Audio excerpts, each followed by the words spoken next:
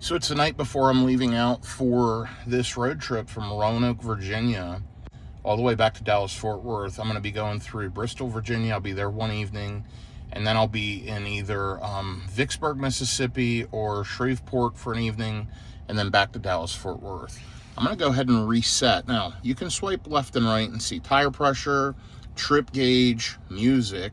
If I click on the trip gauge, I'm able to go ahead and I want to change this from halo back covers to DFW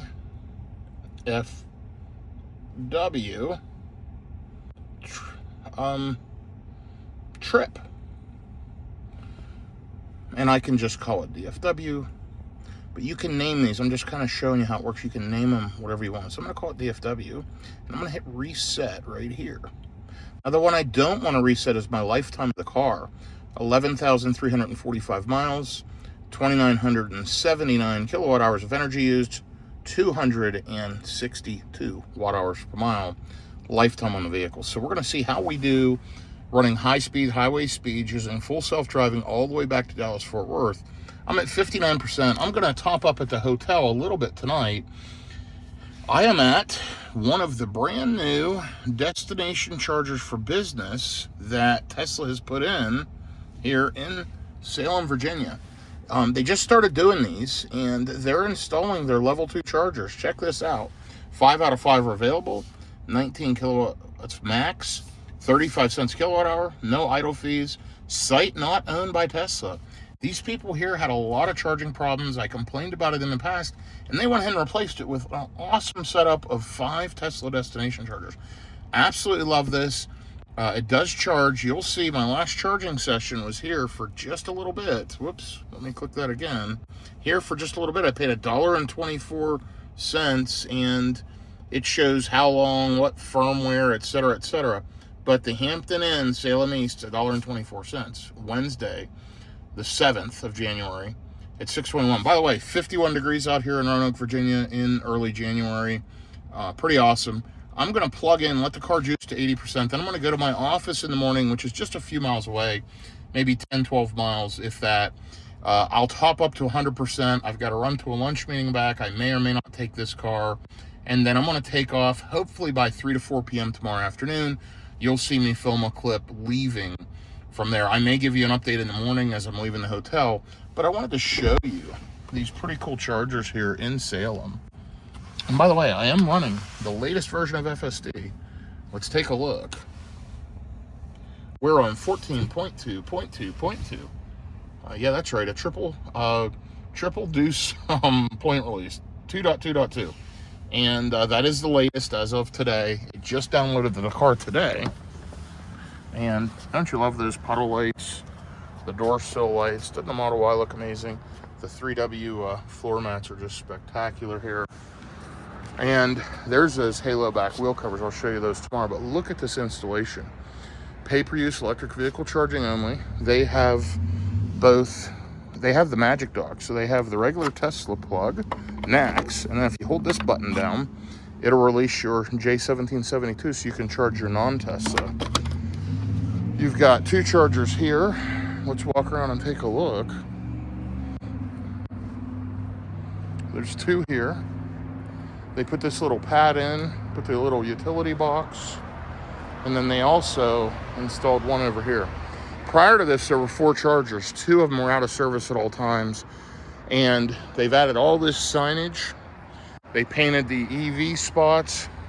People don't ice these hardly ever anymore. What a great setup. So great job here at the Hampton Inn in Salem, Virginia. Love this Tesla destination chargers for businesses. Absolutely fantastic. The Juniper looks amazing. And we're going to take off in this thing tomorrow. But I wanted to give you a little preliminary tonight. Let's go ahead and get plugged in. And these charge just like a supercharger. You just pull the handle out, hit the button, charging flap opens, plug in, and it'll automatically just charge your credit card on file. And listen, it's unfortunate they're not on free vend. They were for a while, by the way. They had them on free for maybe the first month or so. But now they charge. I'm happy to pay it. It's a reasonable rate. And, you know, my car will be juiced up in the morning. So, good to go. All right, I'm going to take off. I'll be back with you tomorrow. So it is 19 minutes, about 8 miles to my work. And we'll see how the car does navigating out of this very tricky parking lot. 38 degrees out. It is freezing cold. Not literally, but close. And I'm impressed with this parking lot navigation, to be honest. So starting out the DFW trip, I'm going to head to my office. I've got some meetings. I've got a lunch meeting, hoping to get out of there. I'm going to shoot for 3 o'clock today. We'll kind of see how it goes. But yeah, the car is driving me to work here through these back roads, through Roanoke, Virginia. Absolutely incredible. Looking forward to this road trip of 1,200 miles from Roanoke, Virginia, back to Dallas-Fort Worth. And right now, I've talked a little about my schedule, but it's a little up in the air. I know that I'm leaving today around 3, and I should be in Bristol, Virginia. I'm actually staying at the Hard Rock Hotel Casino tonight. I've got a meeting there. I think it's either 7 or 7:30 p.m., a dinner, etc., and I'm going to stay there. By the way, I'm going to get this windshield cleaned up here before I take off. It's a mess. Anyway, I'm going to stay there. Let me turn this down. It's a bit warm in here this morning. Then I'm either going to go the southern route down across I-30, I-20 into the Dallas-Fort Worth area.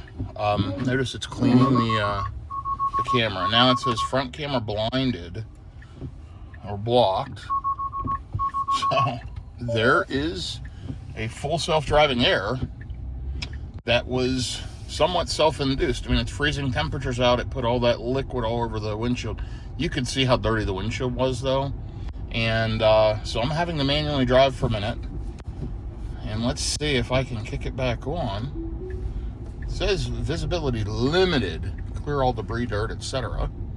from the camera. Let me just swipe that away. It's this bright sun, and as dirty as this windshield is, that's really kind of messing with it. You can see all the mess on the windshield here this morning. So anyway, we're gonna either head that southern route or I'm gonna go through Arkansas. If I go the southern route, I'll either stay tomorrow night at the Ameristar in Vicksburg, Mississippi, or the Horseshoe in Bossier City. I actually have meetings and room accommodations at both locations. I have to figure out which one's the higher priority and which one I attend and do. Or I may go the other route and stop through Little Rock / Conway, Arkansas, taking care of some other stuff. So I need to figure that out between today and tomorrow. I'm undecided. We'll see how the meetings tonight go and kind of go from there. But yeah, it's going to be a fun 1,200-mile road trip. You saw the first FSD error starting out. You've got to keep the cameras clear. You got to keep the windshield clean. This thing is a camera-based system. I have very few errors and issues, but without the additional sensors, that's kind of what you get. It's kind of like your eyes. If you can't see, you can't drive, and it wants to be safe. So pretty interesting. But anyway, we are off. We are navigating. FSD's doing its job, albeit with a small failure this morning. Let's check out our FSD percentage. Somebody else has been driving my car. I am up to 87%, 106 out of 121 miles driven on FSD. I'm going to try to drive as much as possible on FSD, other than weird errors like you just saw or potential parking lot navigations. It should be able to do it. And boy, we've got a nasty gas vehicle up here emitting a ton of pollution. Looks like a pickup truck with a major engine issue. A couple of vehicles ahead of me. Yeah, it's way up there. It's a black pickup. Anyway, yeah, so we'll see how it goes. It's going to be a fun one. Stay with me. I'll give you an update here as I'm leaving my office this afternoon. Again, targeting 3 o'clock. It's 9 a.m. now, so maybe 6 hours from now. I did charge up at the hotel on those chargers that I showed you last night. I did juice up to 90%, leaving to my office with 90. It looks like I'm going to hit my office with 88. It's not that far. And then I'll plug in and top up to 100%. I am going to have it get the windshield cleaned while I'm in my meeting, so I'll get that taken care of.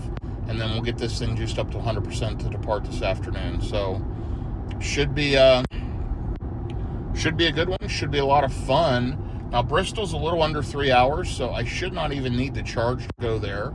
My guess is I'll arrive with 40 or so percent to the Hard Rock, and then the Hard Rock does have level 2 charging, so I'm going to be hopeful that I can get plugged into their level 2 charging and juice up to 100% overnight. At least that'll be the plan. What you can do when you pull into that Hard Rock, you can go see the valet. Your car, you have to take it to the other side of the parking lot, plug it in, and then the valet will come over with a golf cart, pick you up, and bring you back to the front of the hotel. It's quite a walk. If it's raining or something, yeah, you want that. If it's not that big of a deal. It's maybe a half a mile or so no big deal to walk if it's not inclement weather. But it is freezing today, so I may do that. We'll see how it goes, and I'll update you this afternoon. Looking forward to another cross-country road trip in the Tesla. This is a 2026 Model Y Juniper all-wheel drive, what they call the premium all-wheel drive model now. As I think I mentioned in a previous video, I purchased this in late March, early April of 2025. Very few miles on it, only 11,000. I just haven't run this vehicle a lot. It's been sitting up here in Roanoke, Virginia for the last month plus, not really accumulating any miles other than that 20-30 miles people have been driving it around. You saw that affected that FSD score. It's up to 88. We should see that, I would think, 98 or so by the time I hit back to Dallas-Fort Worth. Anyway, we'll see how it goes. We're going to head that way, and I'll be back with you this afternoon. Thanks for following along. Do me a favor, by the way, click like, click subscribe. If you are looking to purchase a Tesla, check out the description of my video. There's links to all kinds of cool products like these 3W floor mats, the Halo back wheel covers you'll see, this really nice test studio. It's lighted at night. This is a fantastic little product. It's got the retractable cord. It's got a lightning adapter here. It's got a USB-A, a USB-C. You can charge your Apple Watch. Absolutely love this thing. This is a test studio dock. We've got all kinds of cool products on the vehicle that you'll probably see as we're riding along. So yeah, just check the description of the video for any of that stuff. And if you're going to buy a Tesla and you don't have a referral code from a friend or a family member, feel free to use mine. The referral code's in the description of the video. It does typically save you money. They change their specials all the time. Sometimes it'll save you $500 or $1,000 or give you a few months of FSD or whatever, but be sure to use a referral code if you're going to purchase a Tesla, and feel free to use mine. Anyway, it's going to be a fun video. My videos are just real-world road tripping, EV content. It's just me, you, and the camera. No fancy editing, no fancy overlays, no fancy music. It's just me talking as we're riding along. So if you enjoy that type of real-world content, please ride along with me. This is going to be a long one, and I appreciate you following along. Okay, here I am getting ready to leave Roanoke, Virginia. My charger's right there. I just unplugged. Filled up to 100%, 314 miles. Now remember, original EPA rating was 327 miles. So 314 miles of estimated range at 100%. We're going to go to the Hard Rock in Bristol, Virginia.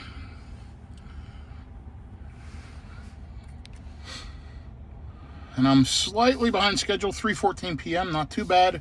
Should arrive there around 5:30 with 41%, only 2 hours and 17 minutes. Let me get on the road and I'll report back to you here in just a few minutes. Well, what a beautiful sky. Sorry for the lack of updates. It's already 3:45 p.m. I've been driving already for 30 minutes, 340 watt-hours per mile, running along at highway speeds, 32.4 miles. And let's check out the self-driving stats and see where we're at. We're at 88% currently, 148 of the 169 miles, all on self-driving. And those 20 miles were driven by someone else driving my car. Wow, look at this sky. That is absolutely spectacular. Beautiful drive here through the mountains. You can see I'm in Christiansburg, Virginia, Virginia Tech College, Blacksburg, right in this general area, and headed to Bristol, only an hour and 43 minutes away, arriving with about 39%. It's turned into a beautiful day. It's 60 degrees out. Happy to be headed south. It'll just keep warming up. We should hit this Hard Rock in Bristol Like I said, 5:28 p.m., an hour and 42 minutes. Pretty easy drive today. Loving FSD, loving the ability to just sit back. And by the way, this is my driving perspective here. I just sit a little too high. Being 6'6", the Model Y, the seat sits 2 or 3 inches too high. I wish you could sit further down in the car. Just a weird seating position, unfortunately, but a wonderful, wonderful vehicle. Quiet, smooth, comfortable. I just forget how much I enjoy the Model Y when I'm driving all my other vehicles. And for those that don't know, if you're watching this for the first time, I've got a Mercedes EQS 580 SUV, I've got a Rivian R1T, and I have a Tesla Cybertruck. So I've got 4 different electric vehicles I currently drive. I drive 50 to 75,000 miles a year typically, and I road trip a ton in EVs. So continue to watch for more content like this. But I'm just on phone calls today. I'll be on some phone calls tomorrow. I'll try to catch as many clips for you as I can as we ride along. But this is a smooth, quiet, comfortable drive. This car is spectacular, and FSD is doing an amazing job. I did get the windshield cleaned up, as you can probably tell. Looking much, much better here for the drive. And yeah, this is wonderful. I've got it in self-driving mode of hurry. You can see you've got all these different profiles: Mad Max, hurry, standard, chill, and sloth. And then when I get there, I'm going to tell it to take me curbside, because that's the valet area, and that's a really cool option in the latest version of FSD. Excuse me, sorry, a little bit of inclement weather here. That cold certainly affected my allergies and whatnot here in Virginia. So you'll notice FSD's jumping in this right lane. It's going to end up having to jump back in the left lane behind this truck again as these cars merge on the highway. So check it out. It's smart. It's doing its thing.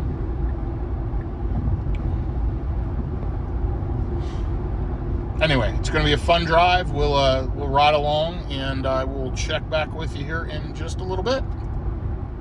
Well, it is getting a bit dreary as I'm heading towards Bristol. Let's take a look. It's 58 degrees. Destination 60, partly cloudy.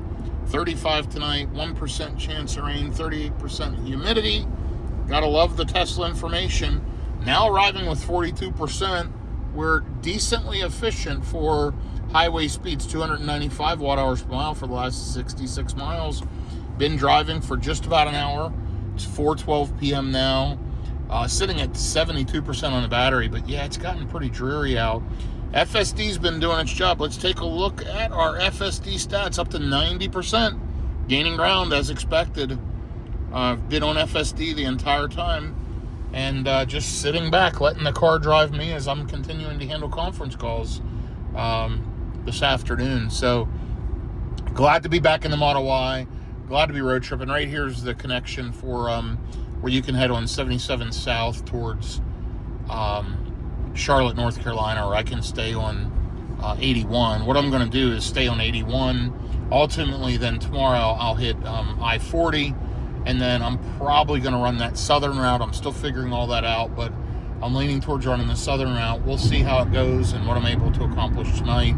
My dinner meeting for tonight actually pushed back to 8 p.m. So I've actually got time to get there, get my laptop out, get caught up on emails and work, and then go to dinner. So yeah, it's going to be interesting. But I'm actually going to get rid of my sunglasses now. I had those on for the first part of the drive. I'm going to pop those off now and just ride along as the Tesla drives me back to Dallas-Fort Worth. I don't think y'all understand. If you're looking at buying a Tesla or just following along for road trip information, this thing is incredible. Absolutely amazing.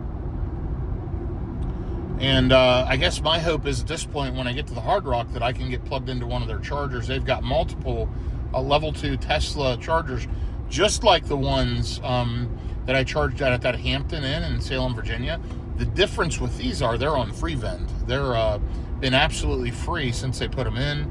I'll try to get plugged in. If not, I mean, I'm sitting at 43%. I can always check it later this evening and see if I can get the car plugged in then. That's the other alternative. But I just kicked it up to Mad Max mode, so it should go ahead and pass this car who's camping in the left lane, and it did.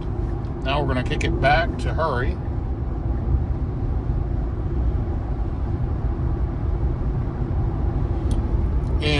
We're in Fort Chiswell, Virginia. And by the way, right off this exit at that pilot, right up over there on the left, is a EVgo DC fast charger that I've charged at many, many times.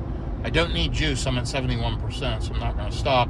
I have free charging with EVgo through July of this year. And the reason I have that is when I bought my Cadillac Lyriq about a year and a half ago, great car, horrible EV, by the way.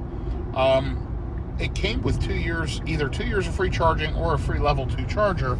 Right there's those chargers. There's a, looked like a Mustang Mach-E charging up there. Or it might have been one of the small Volvos. Anyway, I got the 2 years of free charging. Got rid of the Lyriq within 6 months because it would not road trip. It overheated. It had terrible charging performance. It was just an awful road tripping vehicle. And GM, by the way, they're known for the overheating. And on a simple road trip for one day, it's fine. But when you road trip multiple days, multiple charging sessions a day, it would only charge a lot of times at 50 kilowatts. It was awful. And so I got rid of it, sold it back to the dealer, took a little bit of a hit on the car, but got to keep my 2 years of free charging. And let me tell you, I've really taken advantage of that to the point where maybe 6 or so months ago, EVgo shut me off and said that I was a rideshare driver because of the amount of miles and because of the amount of energy dispensed across multiple vehicles. I emailed them and explained, these are my personal vehicles. It's me. There's not other folks. It's me and my vehicles. And turn it back on. And they did. They turned it back on to their credit. Now, here's reality. I love the Pilot Flying J charging stops. The location, the facilities, all that. They're too expensive. I mean, once that expires in July, I don't plan to charge those unless I have to. They're like almost double the cost of a Tesla charger. They're around 60 cents a kilowatt hour, and most Tesla chargers are in the 30s, like 35, 37, 38 cents. It's crazy expensive. I mean, you almost the cost of gas. So I kind of avoid them, other than now I have this free charging. But I've used like 5,000 or 6,000 plus kilowatt hours of energy out of those dispensers. I've definitely taken advantage of it.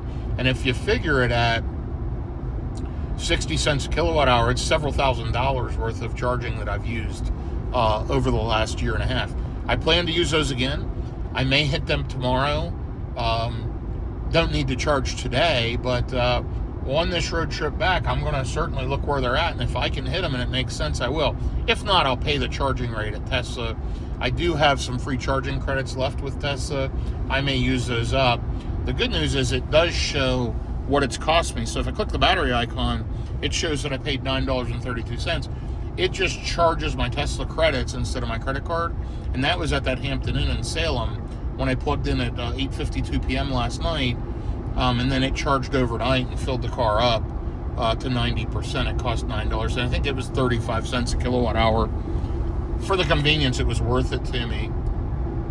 And then I ended up topping up the car at my office this morning, and the energy cost there is about 9 cents a kilowatt hour, which my work pays for that. But, you know, at the end of the day, really inexpensive overall to operate if you choose the right stops. So pay attention to that. If you drive a non-Tesla and you're road tripping, if you sign up for the Tesla membership, the rates are much less expensive. And people like EVgo have memberships. And by the way, in my opinion, all these memberships need to go away. Everybody just needs to be competitive, like Iona, which is one of the best charging networks out there. Unfortunately, they're just not blanketed along this stretch. You can buy these charging plans, but like with EVgo, if you buy that charging plan, they do not discount the rate at what they call their extended network, which sucks. But that's all the Pilot Flying J's along the interstate. So basically, if you buy EVgo's charging plan, it only works at EVgo's private native, their own chargers, and they're mostly inner city stuff. They're not along the interstate corridors, so completely useless. Electrify America has a charging plan. Their charging stations generally suck. And Iona has no charging plan, and they're less expensive than everybody other than Tesla, which they're priced pretty competitive with Tesla, even with quote-unquote Tesla's discounted charging rate. So if you're driving a Tesla, you automatically get it. If you're in a non-Tesla, you pay $12.99 a month, and you can buy down the rate to the Tesla native charging rate. So again, too convoluted, too stupid, too complicated. Let's kill all these memberships. Let's just, everybody get competitive. That's, in my opinion, where this will ultimately go. We'll see what happens over the next couple of years. I do know this. My charging options are great. It's only gotten better and better. And by the way, there's that level 2 or level 3 charger, a DC fast charger, Tesla superchargers right there behind that hotel. And the problem is, it's in Wytheville, Virginia. It's an 8-stall version 2, 150 kilowatts. So that kind of sucks because when you pull in, if you plug in beside somebody, you only get like 72 kilowatts. So super slow. This car is capable of 250 kilowatt charging. So anyway, all kinds of stuff you need to learn and pay attention to. I guess you don't have to learn, just let the car do it. But it does help if you're going to cross-country road trip your EV to learn some of this stuff. So anyway, hey, I've rambled on enough for this clip. We are riding along. I'm enjoying the drive, even through construction and everything else. All I do is adjust the profile. I can use this right scroll wheel and click it up to hurry, click it down to standard, and you can just scroll up and down with this right scroll wheel, and you can click in and out on it to turn it on and off. Here's great news. I'm only about an hour out, 72 miles, and I am on the way. Looking forward to getting back to Dallas-Fort Worth, and frankly, just looking forward to getting up here, getting checked in, and doing what I need to do. So more details to follow. I'll keep you posted as we ride along here to Bristol, Virginia. Well, we are continuing on full self-driving. Let's take a look at those FSD stats. We'll click down here. We'll click autopilot, 92%. It has been on again the entire time since the last clip. And guess what? I've been driving an hour and 40 minutes now. It's 60 degrees out. It is dreary. I mean, it's 5 p.m. and it looks like it's ready to get dark out. Who knows what the weather's going to be tomorrow, but I've got 28 minutes, 30 miles left, arriving with 42%. I love the range estimated state of charge upon arrival estimator. It's gotten much more accurate in recent software updates. It really takes into account elevation and everything else.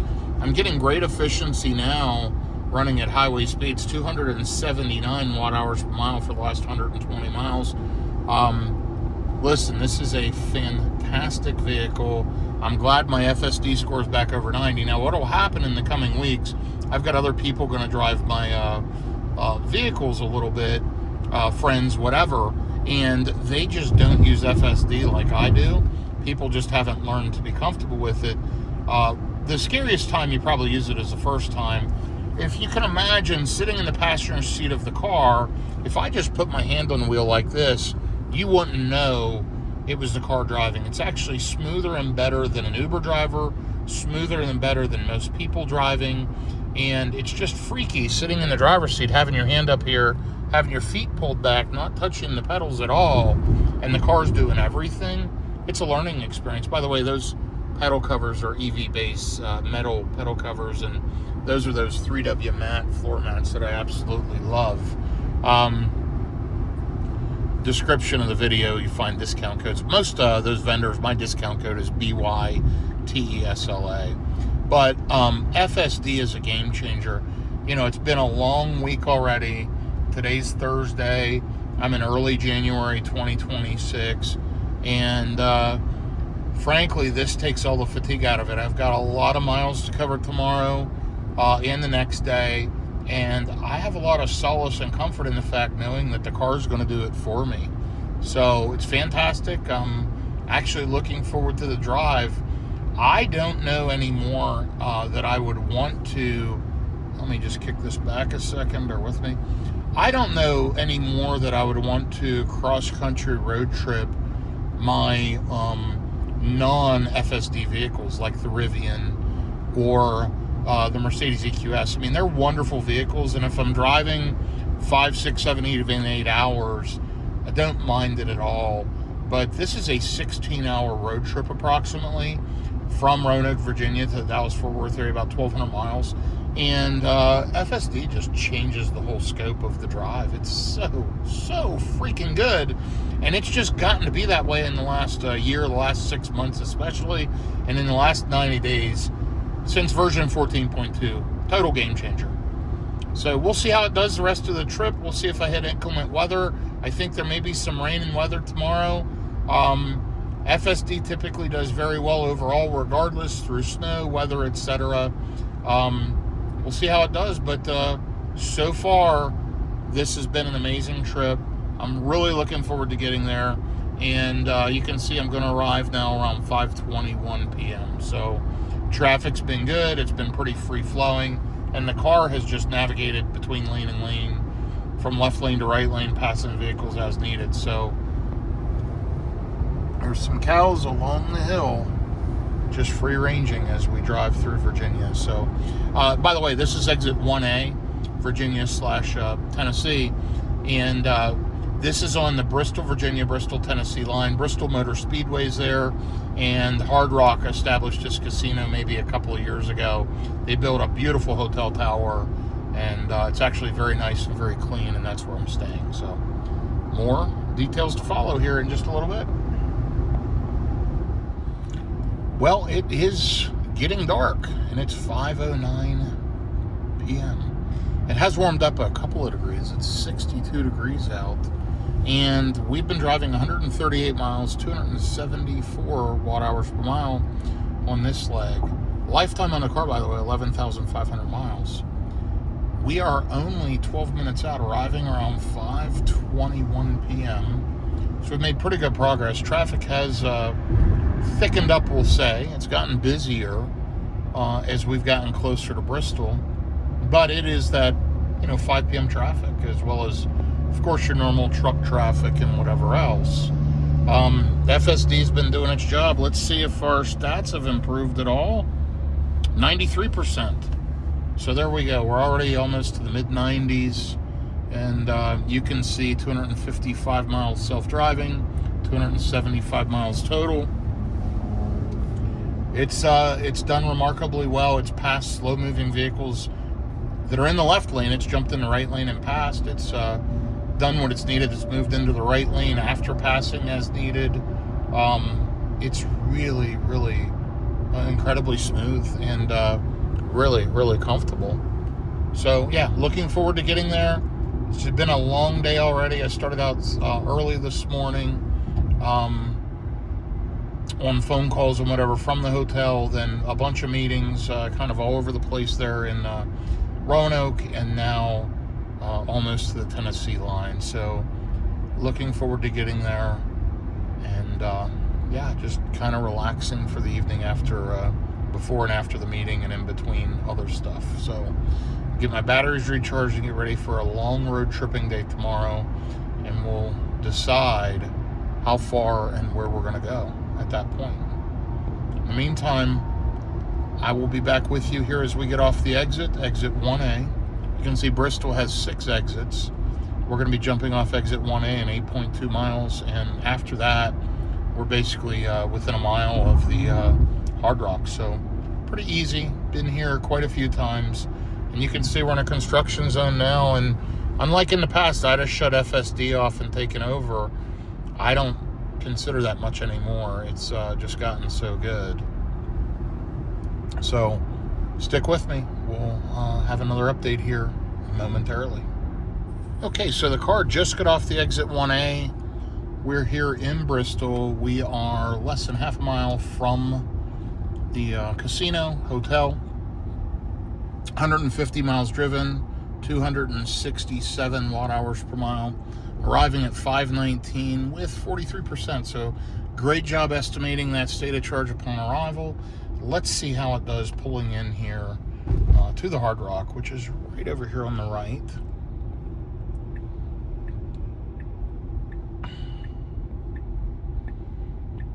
It usually does a really, really good job.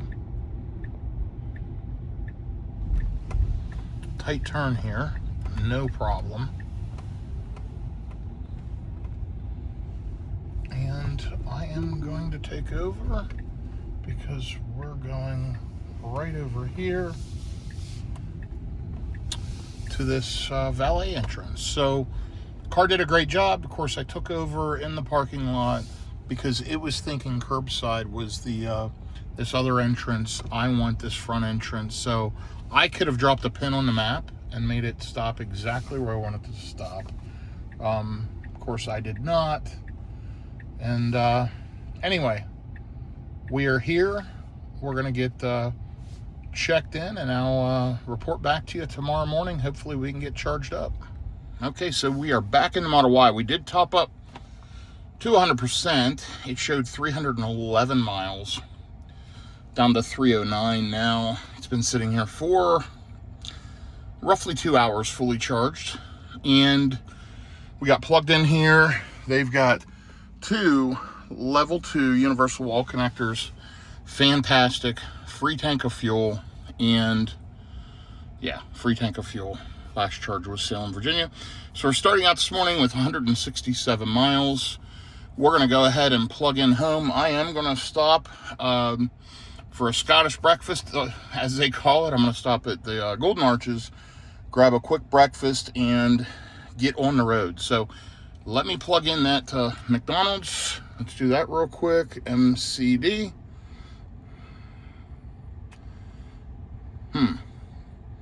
See locations. Should be one like right here. That's a Wendy's. 0.3. There we go. Okay, we've got that plugged in. I'm going to head there and I'll be back with you momentarily. Shows 16 hours with charging. 988 miles, arriving at 1:05 a.m. We're not going to drive this all the way through today. We'll see how far we get, but I am going to hit the road, and like I said, I'm going to head to McDonald's. Then we'll figure out our charging stops. It's wanting me to charge in Crossville. I may try to get to Jackson, where there is an EVgo charger, and I can charge for free.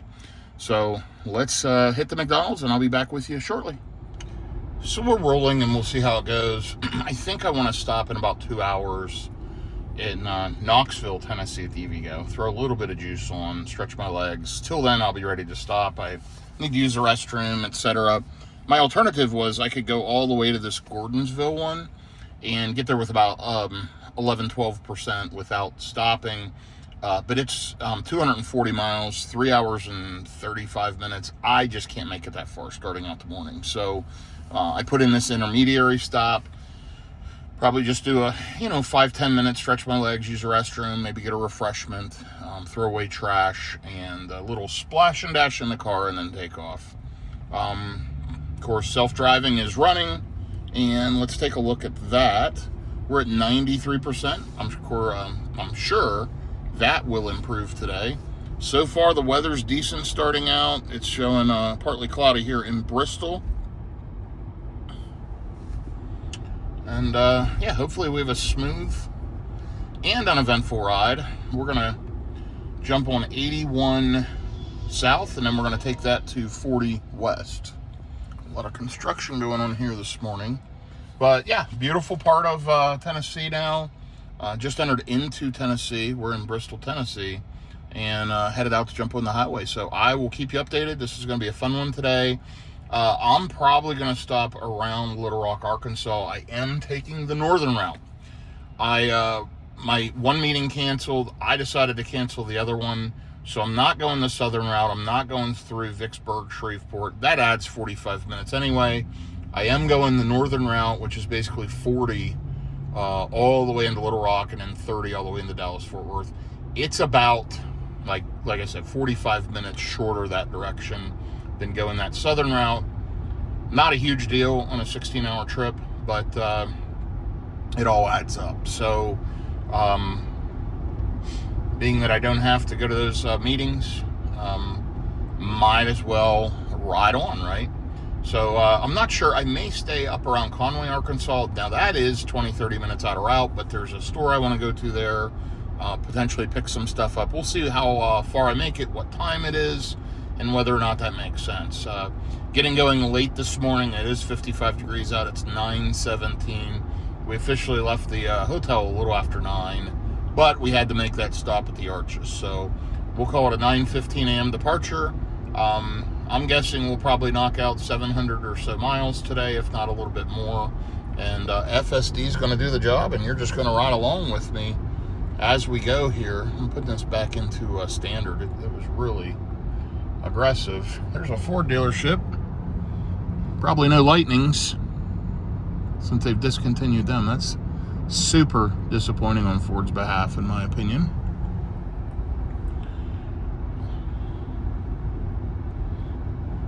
But it is what it is. It's a shame when politics drive vehicle purchase decisions and turn people on or off of why to buy vehicles. I mean, these electric vehicles are an evolution. They're amazing. I've always been a car person. I got my first Tesla because I wanted to learn about it with the full intention of probably not keeping it, and absolutely fell in love with the way they drive. I mean, that's the reason why I bought one, was to learn. And decided to switch primarily to electric. It's fantastic. So it's crazy how politics are driving a lot of people's decisions, and the government trying to force people to do something really turns everybody off. So it'll be interesting to see how it all plays out in the coming years. You know, changing administration, changing objectives. It's really, really something. But here we are jumping on 81. One of the Tesla superchargers is just right up the road. I've charged there many times.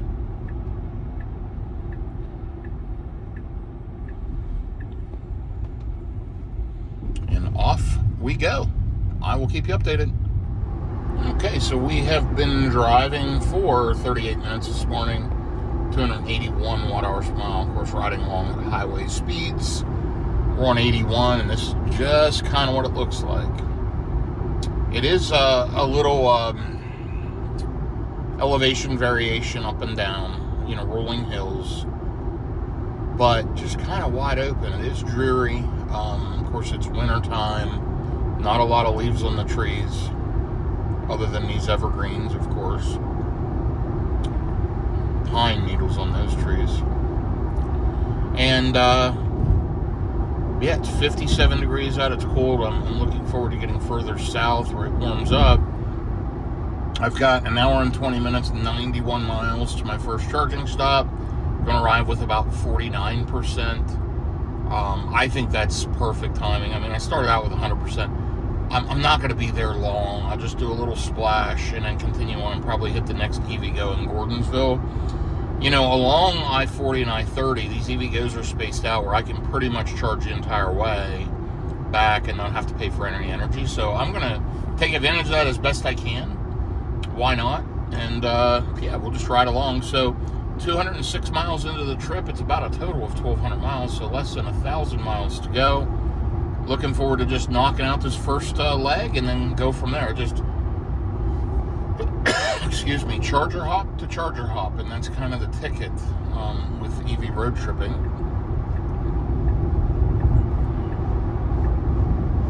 The car is doing a great job. FSD is handling things as I just sit back, relax, and enjoy the ride.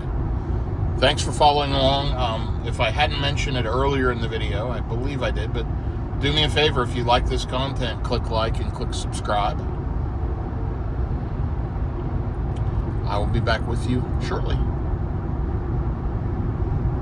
Oh, let's check our FSD stats. Why not? Up to 94% and climbing. Now we continue to ride along, making good progress. 74 miles, an hour and 6 minutes, arriving around 11:06 a.m., 64 degrees out now. Going to be getting on I-40 in about 20 miles. We have driven 223 miles on the way back to Dallas-Fort Worth, and 57 miles so far this morning, 52 minutes, 282 watt-hours per mile. Let's check out our FSD stats. Maybe we're up to 94, and we are. Pretty cool. So, there's the scale house, all the trucks going through and getting weighed.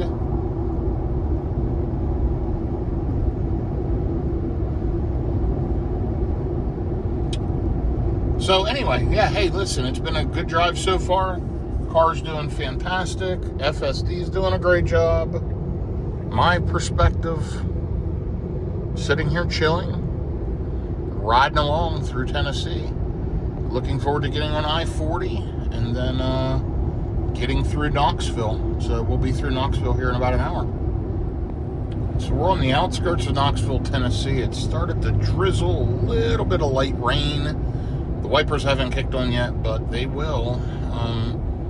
Yeah, it looks like we're headed into that type of weather today. Very, very cloudy, dreary, 64 degrees out. It's 10:20. I'm just getting ready to pass through Knoxville.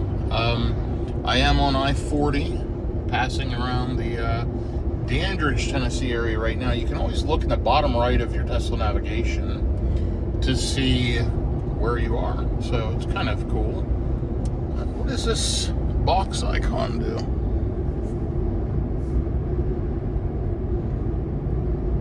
Is that just to zoom in and zoom out? I'm not quite sure.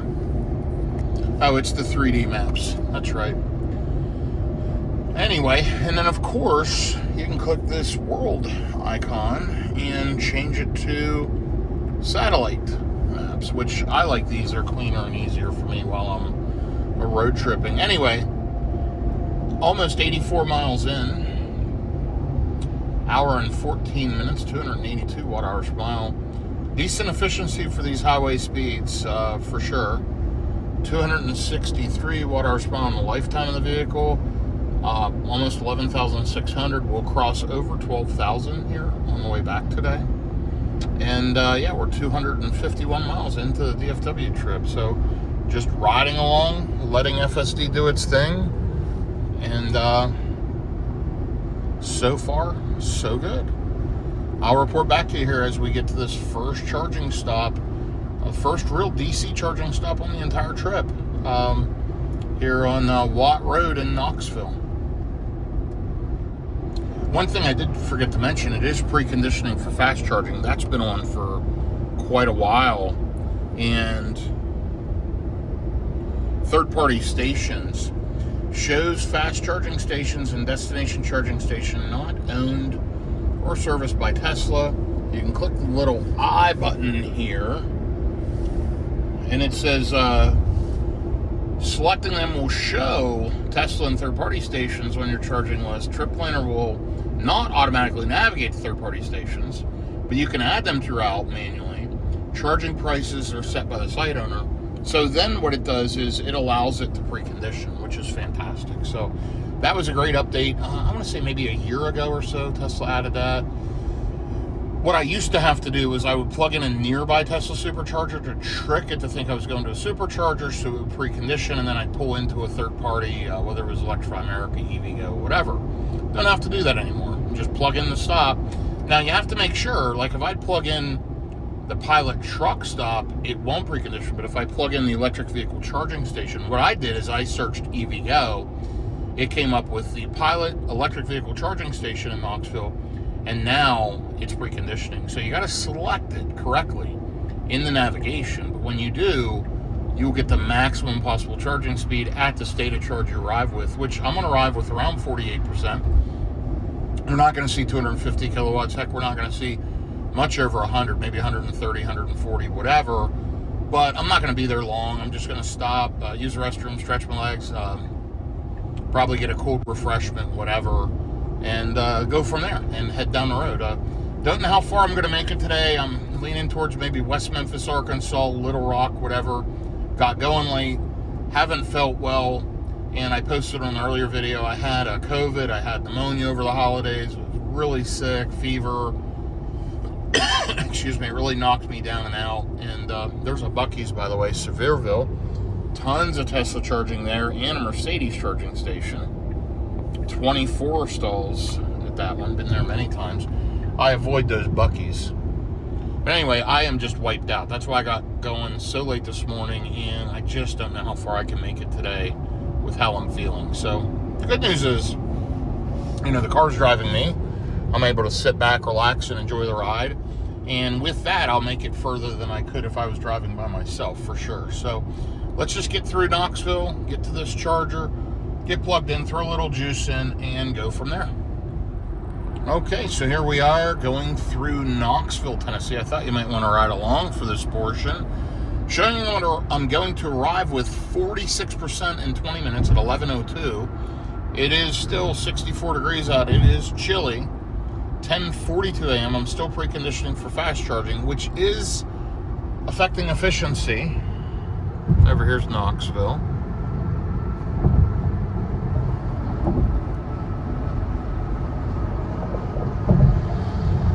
So yeah, it definitely impacts efficiency negatively. So I'm running at 280 watt hours per mile. I would imagine that would be much better if it hadn't been preconditioning like for this last hour. But hey, it is what it is. We're gonna let the car precondition.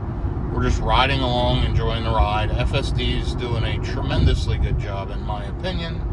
And yeah, I'm just riding, cruising.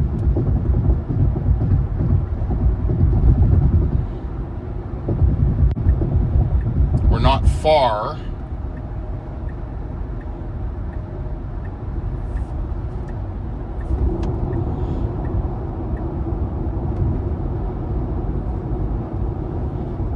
I like how it just handles all the traffic and the lane changes. And I mean, again, I have not driven this car since we left. I mean, it drove me through McDonald's. It kind of did everything. I'm at 95% self-driving now.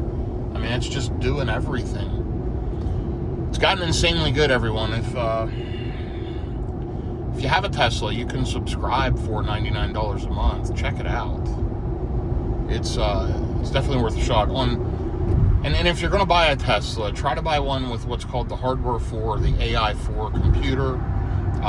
It is so much better with full self-driving. It's night and day. The Hardware 3 cars, I mean, it's still good. But the Hardware 4 cars, total game changer on FSD. So,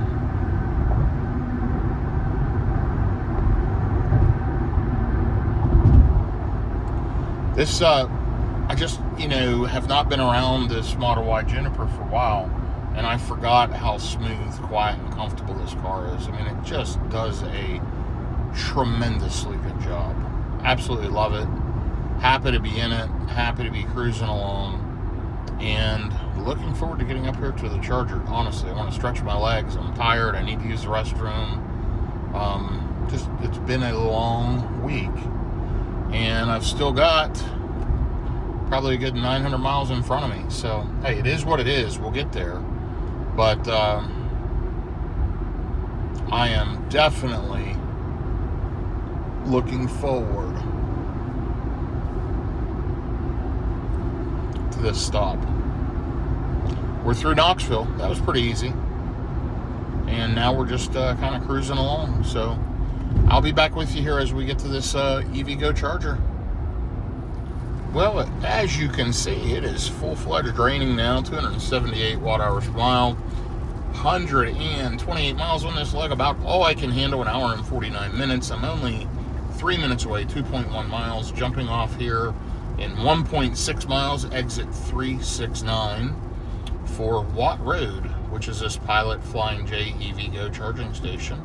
It is 65 degrees out, but I can feel how cold it is through the windows, and this rain's not going to help. So, unfortunately, it is raining here at my first stop. I've been to this one before. I plan to just get a little bit of juice and then roll on to the next one. So we'll program that next one in here. Gordonsville will probably be the next stop.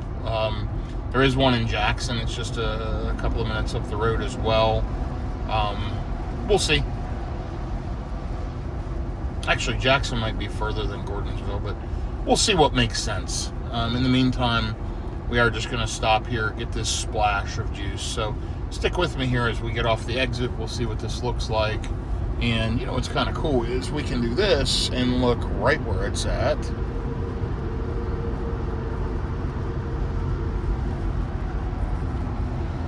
So right over there it is. I can see the Pilot sign with the pricing marquee. $3.41 for diesel, $2.49 for gas. or we can use freemium electrons. Thanks, EVgo.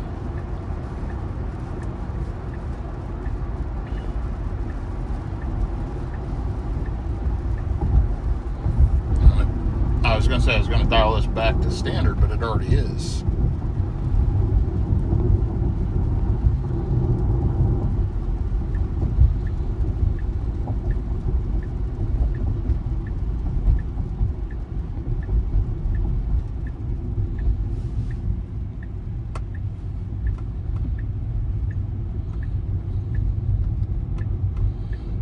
Nice thing is this charger has a canopy. It's all the way over there to the right. I can see there is one vehicle charging, or at least one vehicle charging.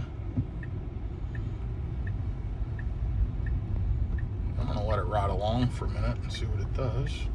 It wants me to turn in here. So I am gonna take over. And I did that just by tapping the brake.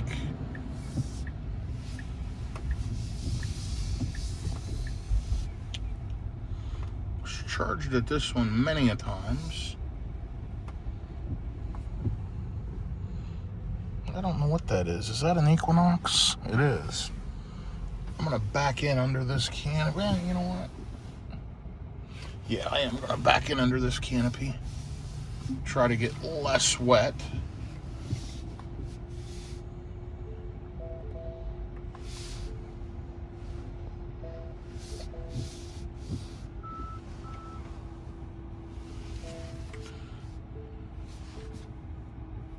We should be good about right there. Let me grab my CCS adapter out of the door. This is a EV-based CCS adapter. Highly recommend it. Very inexpensive, very good quality product. And let me get plugged in and I'll be right back with you. Because I have Auto Charge Plus set up in the EVgo app, I plugged in my VIN number. It automatically connects to the vehicle, automatically authorizes payment, which in this case is free. And you can see the EV-based CCS adapter, CCS to NACS. You can see we're flashing blue. We will be flashing green. Over there's the Pilot. And let's see what kind of speeds we get at 48%. Jumped right up to over 100 kilowatts. I didn't expect much more than 100, 120, 130 maybe. We'll see what happens. It's spooling up power modules right now.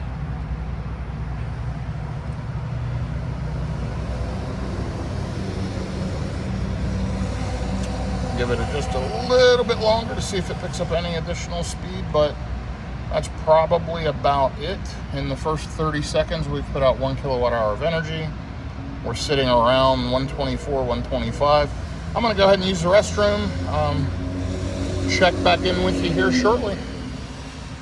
Okay, we're headed back to the charger. It is pouring rain. Just came out of the Pilot. There is a Denny's.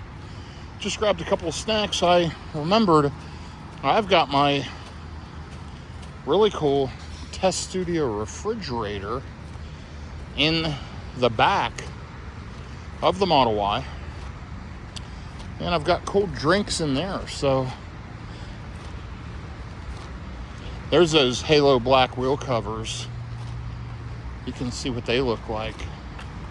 Really supposed to optimize range. I can tell you this, I like the look of them. They're a very good quality, heavy wheel cover. Kind of sets the car off. Isn't that spectacular? You gotta love the ceramic on the paint. Makes a huge difference. It's EV Caddy. Let's check out the Test Studio fridge. Bear with me 1 second. There we go. Need to move that out of the way. That's not good. Blocking the vents. Getting hot. And here we go. Got a nice cold refreshment in there. Nice sparkling ice. It's at 41 degrees. Love that thing. I dropped this in my bag from the Pilot. Sorry about that. Now, let's see how we're charging. Okay, we have been here as expected. 10 minutes, 11 minutes, put in 17 kilowatt hours. Pretty terrible top charging, down to 69 kilowatts. Let's jump in the car. I'm not quite ready to unplug because I need to figure out where I'm going, and then we'll get unplugged and get on the road. So bear with me just one more second. Let's jump in here. Man, am I tired. Whew. Okay. 35 minutes to 100%. We're not doing that. Love the new graphics with the third-party chargers. Let's try Gordonsville's, what, 100 miles? Yeah, easy enough. Another 2 hours up the road. Let's take a look. It should take us across 40. What is this? Is this a detour? Or is that 40? Oh, that's 40. Okay, perfect. We're going to get unplugged. We're going to get back on the road. And we got those premium electrons. Still pulling 69 kilowatts at 71%. Again, that's pretty crappy charging. But that's the Tesla charging curve. So I'm going to hit right on here. Pull this up. Stop charging. Unlock charging port. Ready to roll. This should be white. It is. I'm going to unplug and get back on the road. Okay. We are officially back on the road. Waiting for traffic to clear so that we can get out here and jump back on. Oh, look at that. Poor weather detected. FSD may be degraded.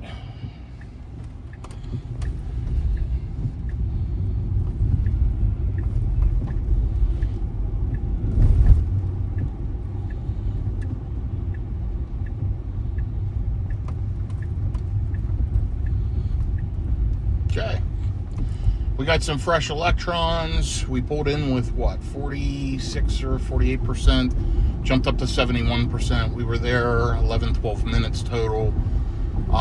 Just enough time for me to use the restroom, grab a snack, get in the cooler, figure out where we're going, unplug, and head back on the road. So got about another 110 miles to go, an hour and 46 minutes. Be stopping around 1 p.m. and probably try to figure out some lunch options after that. So off we go, back on the road again. Let me put this back in standard until we get out here on the highway. And pretty nasty out, really.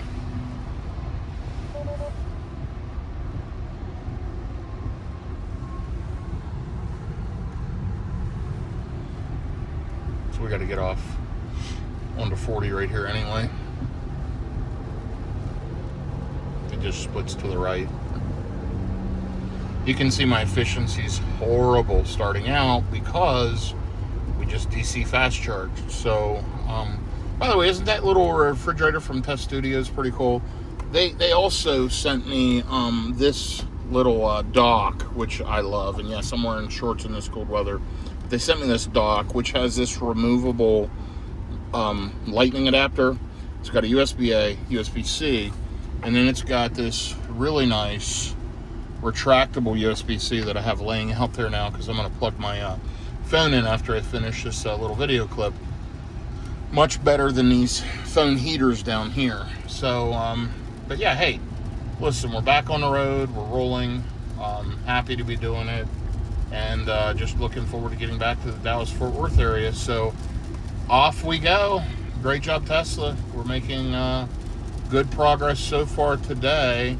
We're about 300 miles into our DFW trip with roughly 900 total miles to go. I'll be back with you here in a bit. It is definitely raining. It has set my maximum speed right now to the highway speed of 70 miles an hour. FSD is doing fine, but it has slowed down due to weather conditions. I've been driving 12 minutes, 296 watt hours per mile, about 13 miles, 61 degrees out. It has cooled down with this rain. We're rolling through these mountains right now, and hopefully we'll get on the other side of the rain. But next stop is Gordonsville. We'll go through Cookville, and then after Gordonsville, we'll be passing through Nashville, Tennessee. So let's see how this goes, and I will keep you updated. FSD has the speed limited due to visibility, but it doesn't matter anyway, because there is a line of cars, and we're limited speed-wise with the rest of the vehicles. So, yeah, it's been between 45 miles an hour and 60 miles an hour for the last little while. 24 minutes, 25 miles in, 301 watt-hours per mile. We are climbing up the mountain, so we're not going to get great efficiency right now. I don't know if you can see through those trees at all, but a beautiful view down there.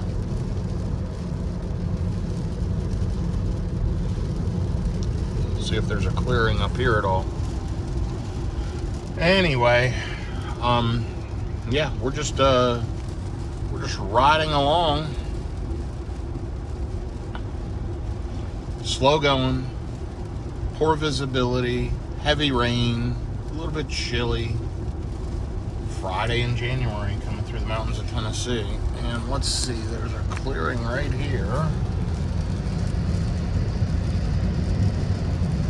Really, really cool. Cool view.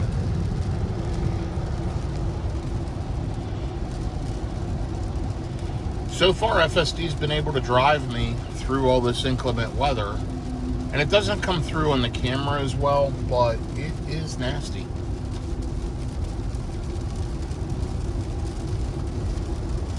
Should arrive in an hour and 20 minutes, around 1 p.m. with 32% left on the battery. We'll see how that goes. And we're just going to ride along. I'll check back with you here in a little while. FSD's so good even with this inclement weather, but what happened here is accident, and back maybe a half a mile ago, it moved to the right lane because it saw these emergency vehicles, the police vehicles, and all of that. It shifted into the right lane. I mean, this thing is remarkably good. Let's take a look at my stats. I mean, it's been on the whole time. 96% self-driving. Here's the accident. Unfortunately, I hope nobody was hurt. Looks like I got a box truck flipped over. Pretty bad weather here.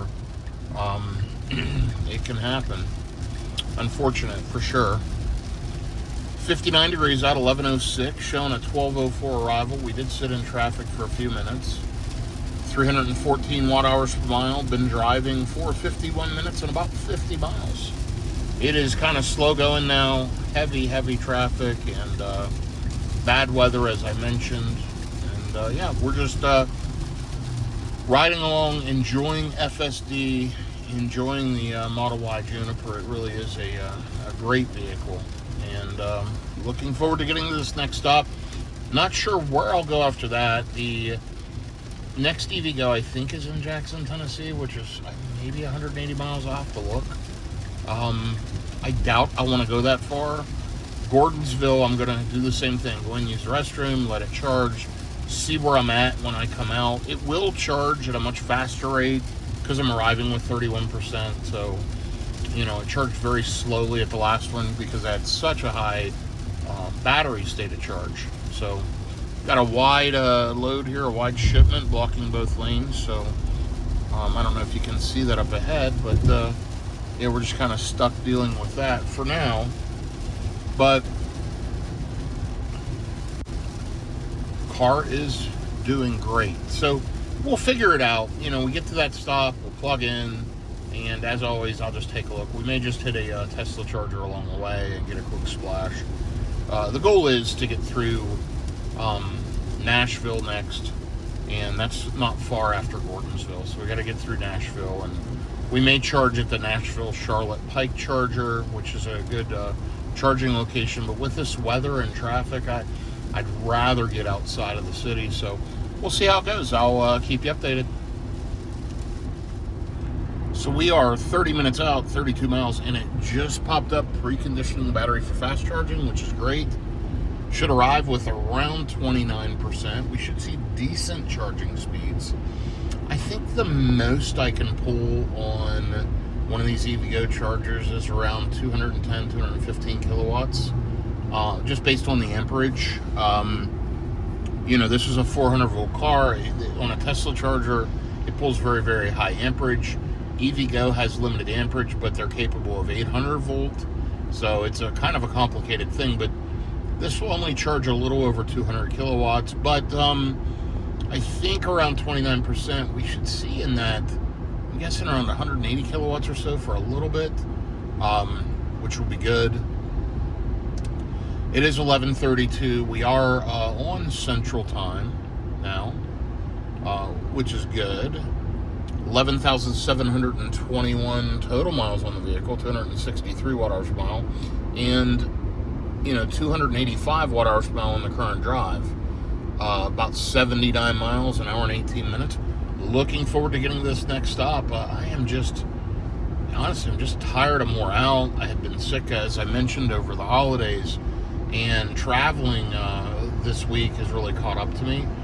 So I'm really, really looking forward to getting home. I wish I could be home tonight, but there's no way I can drive this straight through with how I'm feeling. So I'm still figuring out where I'm going to stay. I'm leaning towards maybe Little Rock. I think either at this stop or the next stop, I'll figure it out and probably book a hotel room. I think I'm going to skip Conway, Arkansas. Again, I'm not 100%. I wanted to go to a store there and check something out. We'll see. We'll see how it goes, and we'll see what time it is and how long I charge at this stop, and et cetera, et cetera. But so far today, as you saw, we've had one stop for roughly 11-12 minutes, and we've been driving for several hours. We left at 9:15, so we've been driving for 3 hours and 15 minutes again, and we've popped backwards in time right here. So technically it would be 12:34 Eastern time. But yeah, still showing around the noon arrival. Not that far off yet, 60 degrees out, and the rain is slowing down, which means speed should pick up. We are running at highway speeds now, but it is limited based on what it's seen with the weather to a max of 70 miles an hour.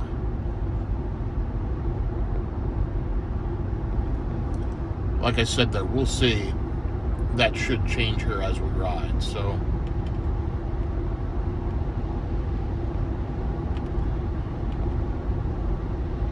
I think part of how I'll determine where I'm going to stay tonight is going to be based on how the traffic is in Nashville.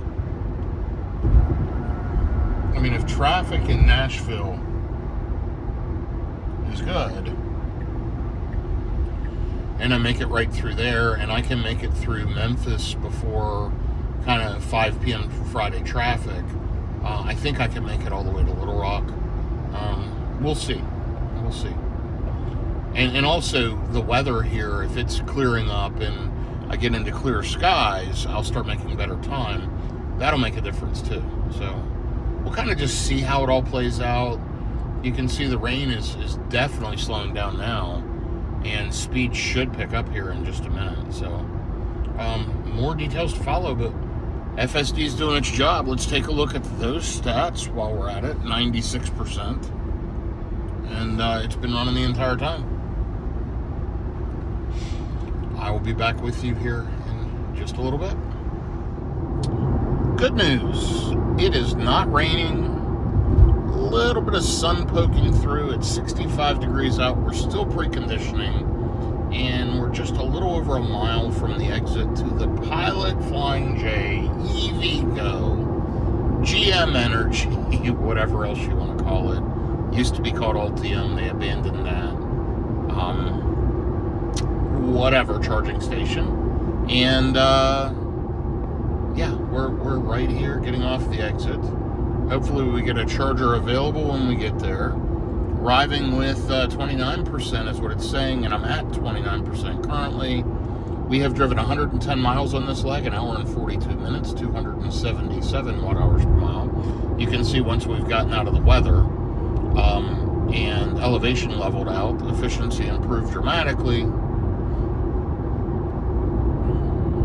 But yeah, we're going to be there in just a minute. It's right across the road, right over there. I've charged there at this one many times. So let's head over here and get plugged in and get some juice.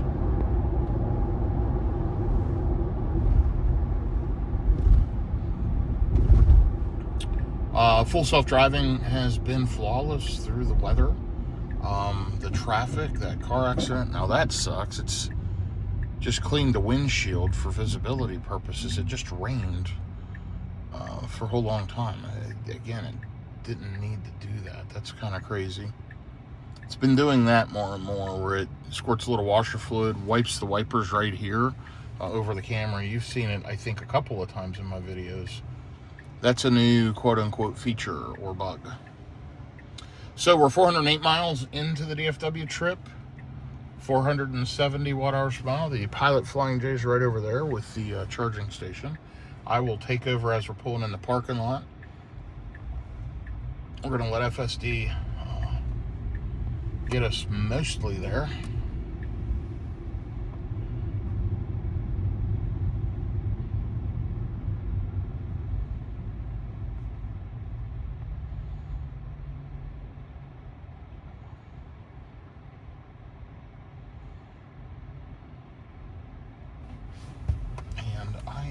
Take over right here at the entrance. We're going to turn the right turn signal on.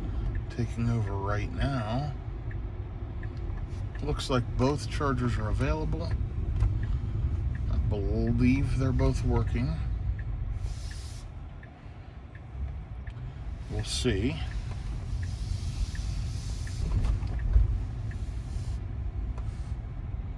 Yep, blue on both. Shouldn't be an issue. Let's pull into this one. Swipe for reverse. Oh yeah, that camera is covered, isn't it? A little rain on there. Okay, that should be about right. Let me grab my CCS adapter and get plugged in, and I'll be right back with you. So just that quick, a couple seconds, payment authorized, checking cable safety. In a second it'll pop up matching voltage. There's my EV base adapter. Those things are under $100. If you use my discount code BYTESLA, you can save a good bit of money on one of these. I think it ends up being $70 or $80. Not much at all. Matching voltage. And we're going to see the charging spooling up right now. These things do jump up pretty quick, which I like.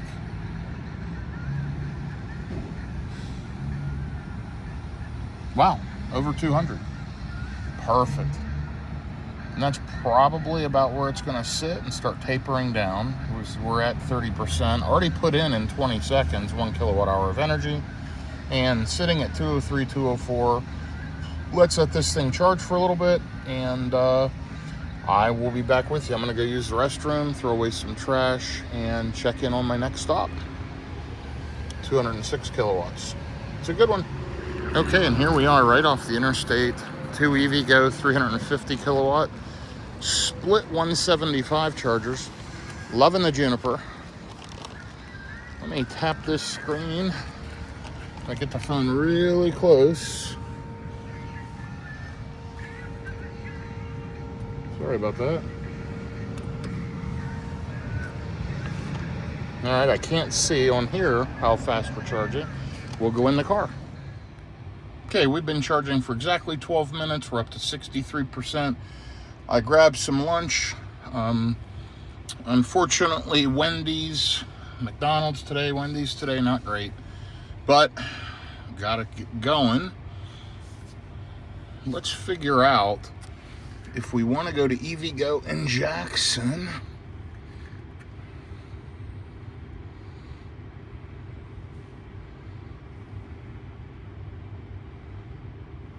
Let me take a look. Is that the right one?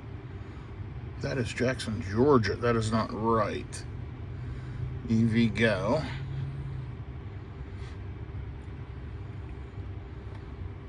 I think it's Jackson.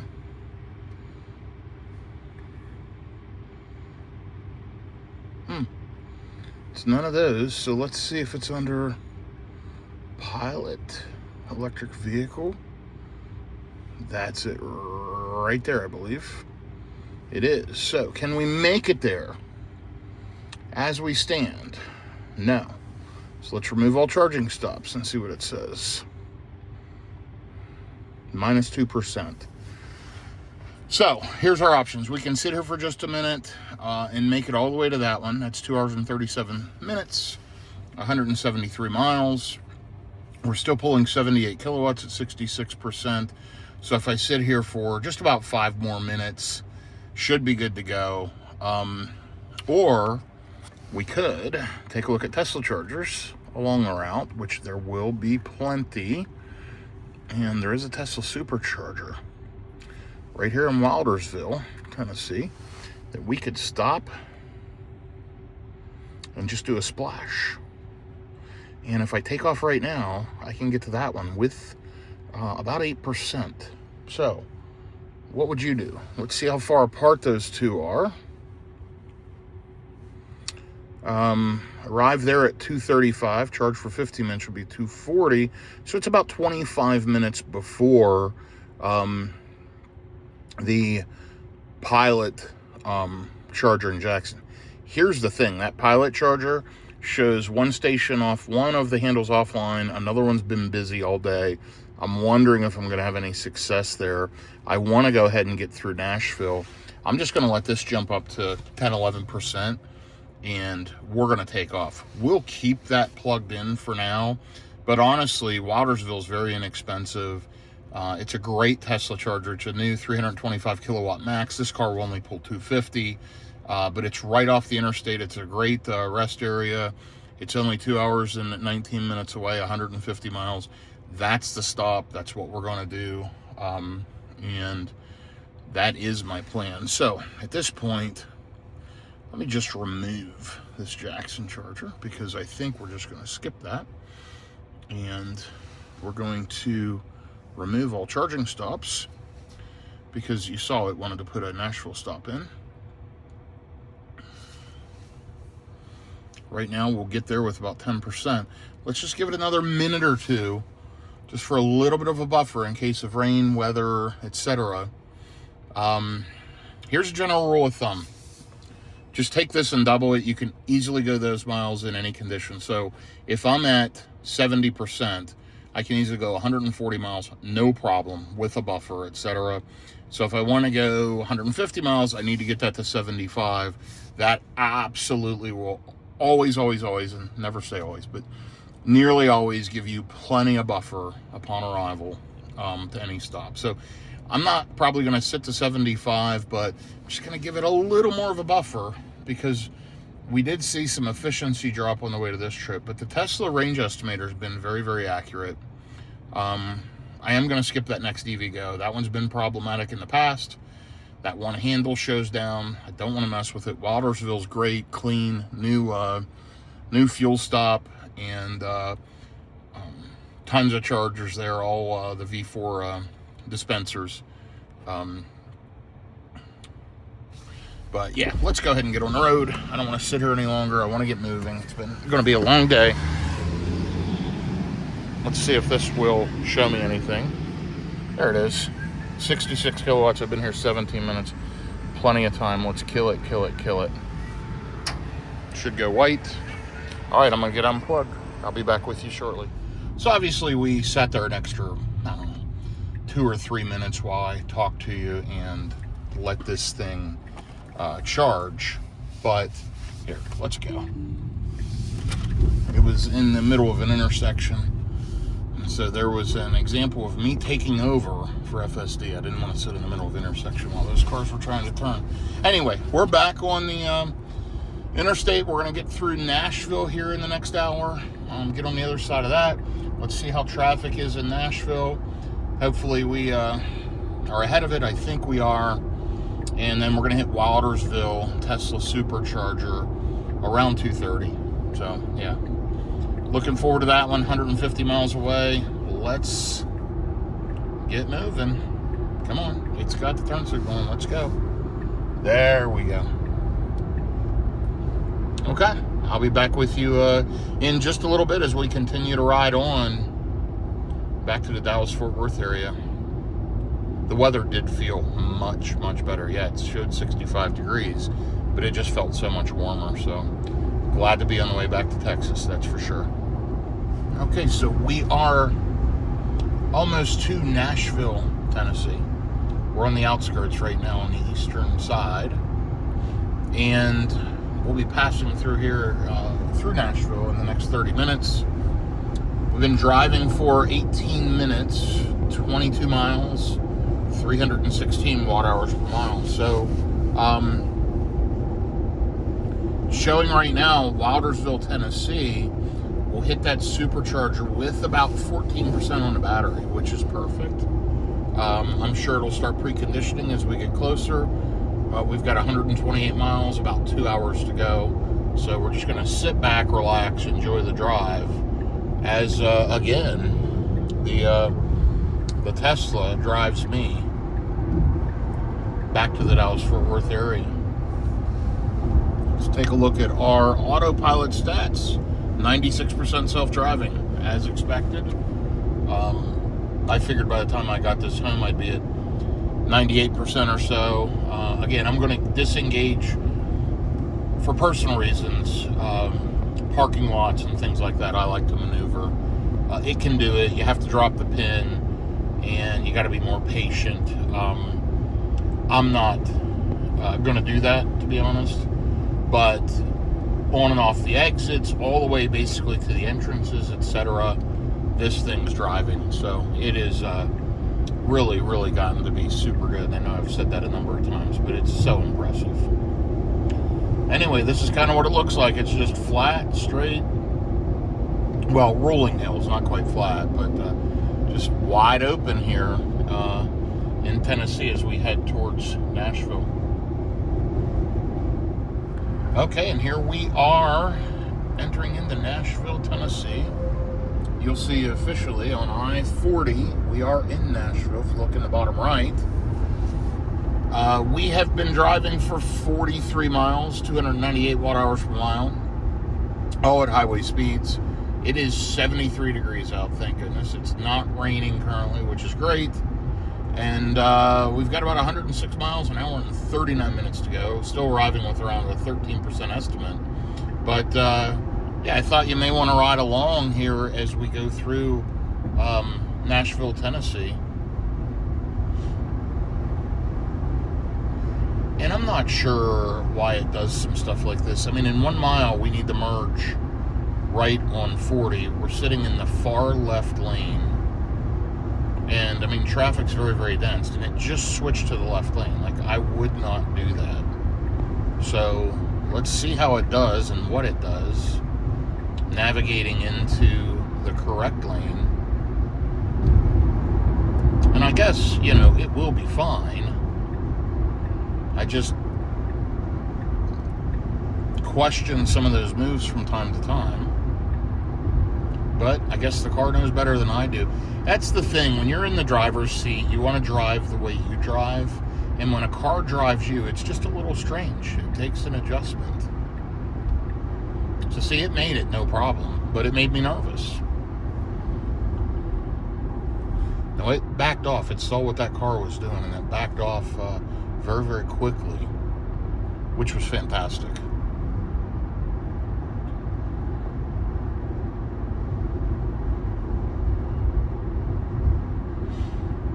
But we should be through Nashville here in just a couple of minutes.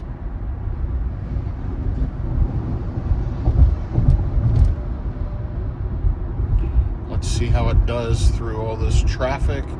And we'll be passing Broadway and all of that fun stuff here in just a little bit. Let's see how the Tesla does. G-Wagon, G-Wagon, G-Wagon. A nice AMG G63. Spec'd out nicely. You can hear that big engine in the G-Wagon take off. And now the Tesla is shifting lanes. And there's downtown Nashville coming up on the left.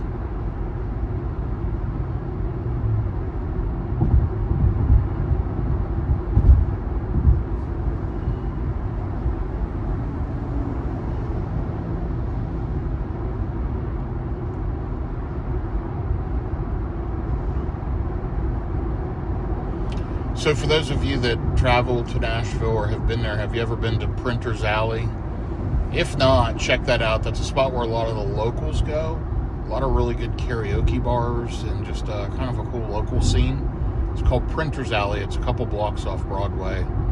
Kind of an interesting space. You can Google it or check it out. There, the G-Wagon just jumped in the right lane.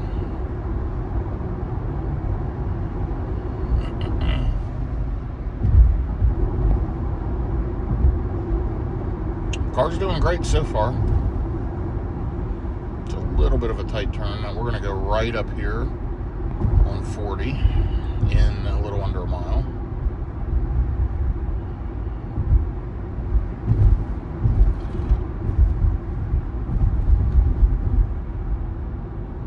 The car backed off nicely there. Traffic slowed down in this merging area. Let's see what it does. It normally won't cut a line, and it did not. So it's just sitting here.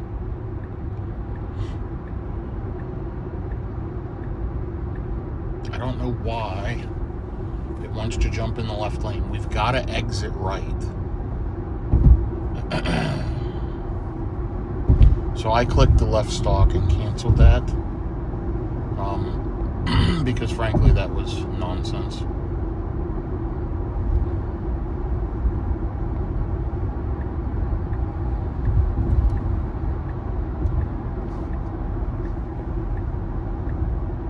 Great job, Tesla, navigating that in the correct lane.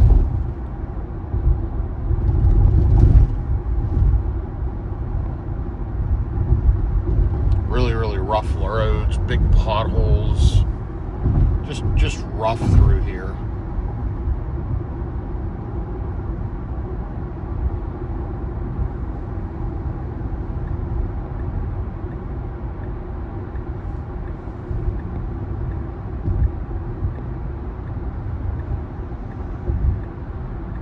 Doesn't look like we're going to be able to get over yet. Let's see what the Tesla does.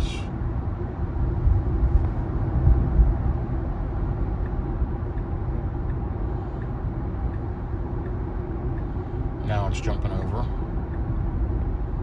And that's a good move. Here's a lot of the downtown area. That's that really cool Whole Foods they built right by Capitol Grill, downtown Nashville.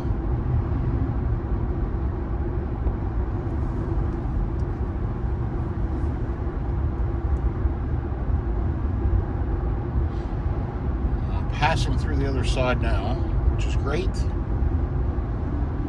And I don't know if you could sense this riding along with me, but I mean, the car just navigated through Nashville traffic. Incredible. Absolutely incredible. FSD did its job, and I was able to just sit back, relax, and watch it. I had one kind of intervention where I clicked the turn signal off. I didn't want it to get in the left lane and pass that slow-moving car. It would have worked out just fine, but we were 0.4 of a mile. It's just like, don't do that. So I adjusted that, but other than that, I let it alone, and it did its thing, and it did its thing very, very well. Now up here, we're going to bear left on 40. It says sharp curve, 45 miles an hour. I do remember this is a tight turn. I can feel it letting off of the accelerator. Taking this turn pretty fast. That was a little rough at that expansion joint. Yeah, bouncing all over the road. But it's doing okay. It's riding with traffic.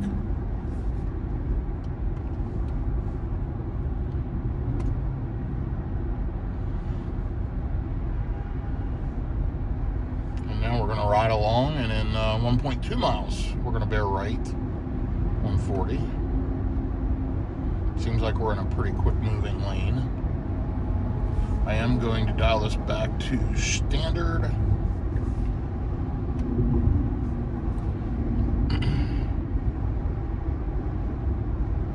Yeah, let's keep it in hurry. 99 miles to go, an hour and 34 minutes. 2:35 p.m. arrival estimate. This is where I want to dial it back to standard, because we're half a mile away. It's going to want to jump in the left and try to get around a bunch of vehicles, and there's no need for that. So let's leave it in standard. Usually standard will be less aggressive and will jump more into the right lane, which it's doing perfectly.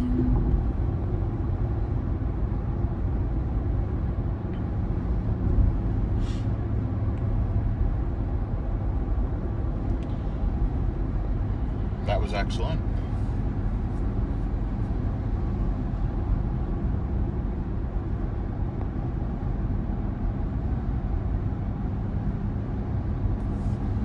Now we'll hit the profile up to hurry again, and we'll see what it's going to do.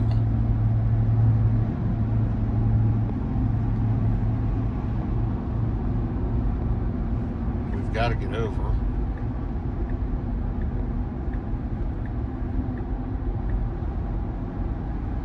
I guess we don't have to, but we need to. Stuck between that slow vehicle and that slow vehicle.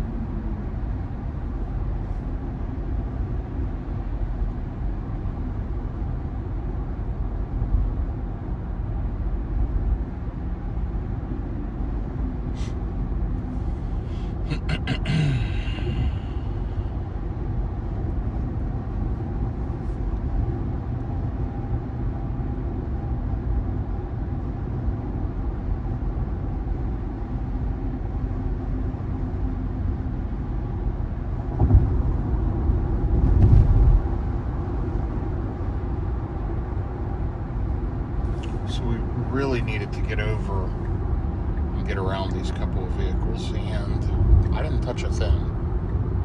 It's doing it. Great job. Must have read my mind.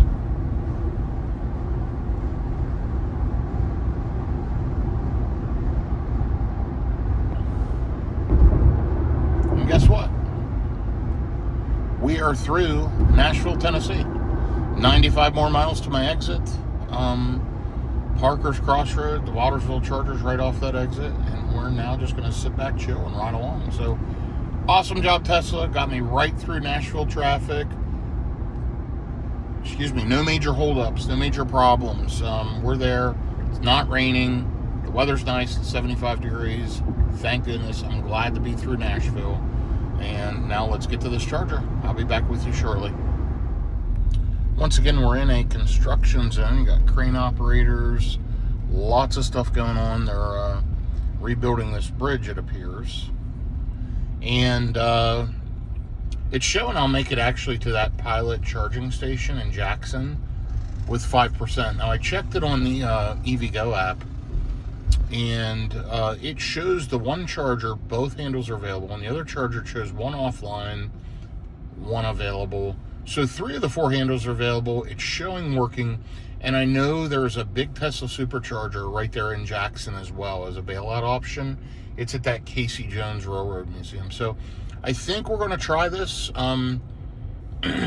We've just been sitting in traffic, and I decided to play with it. It's about 20 minutes further, but hey, it's free energy. I do like Wildersville. It's a great stop, but these Pilot Flying J's, 24/7 access right off the interstate, easy to get in and out. And EVgo chargers typically work pretty well. So, and listen, it's free. So that's kind of the plan at this point. Let's see how that goes. Obviously, I'm always making changes on these road trips to figure out what's optimum, but been experiencing a good bit of traffic and delays today between weather, an accident previously, this construction zone. I don't know how far I'm going to make it. Jackson is about halfway from Roanoke, Virginia to Dallas-Fort Worth. So it's about 8 hours. It's a 16-hour drive. It's about the 8-hour spot. So when I get up here in the next couple hours, I'll be halfway back. So we'll see. And I'm really going to figure out that in Jackson, I think, where I'm going to stay. I'm really exhausted. It's been a long day. Car's doing a great job. It's just been a long week. I'm tired, fatigued. I'd like to get somewhere, maybe have an early dinner, go to bed early, and get up and head back to Dallas-Fort Worth. But we'll see how far I can go. I'm still leaning towards Little Rock. It's probably the most sensible, but let's figure it out. So if you go under the vehicle icon and click service, you can see your battery health. You can do a health test, but right now, just based on the way the car's been performing, it estimates my battery at 93% health. I don't think that's very good. I mean, honestly, this car is what, 9-10 months old, 11,800 miles, and I've lost 7%. I think that's not great degradation. With that being said, it really doesn't matter to me that much. This has plenty of range. It's a very efficient car. I think that's a bit crazy when it shows that type of information, 93%. So I'd be interested if you have a Model Y, hit that button and see what yours says. Now, I didn't do the health test. That requires it to drain the battery. That requires it to drain the battery, recharge the battery, etc., etc. I'm not going to do all that. I just let it pull up the displayed estimated battery health at 93. I find that very interesting. Anyway, hour and a half out, 106 miles, showing a 6% state of charge upon arrival. I'm going to run in standard for a little bit, try to build that buffer up some, and then we'll kick it up to hurry mode here in a little bit. 274 watt hours per mile in the last 68 miles. Been driving for an hour and 2 minutes. It's fantastic. 74 degrees. It's now a little bit of sun out.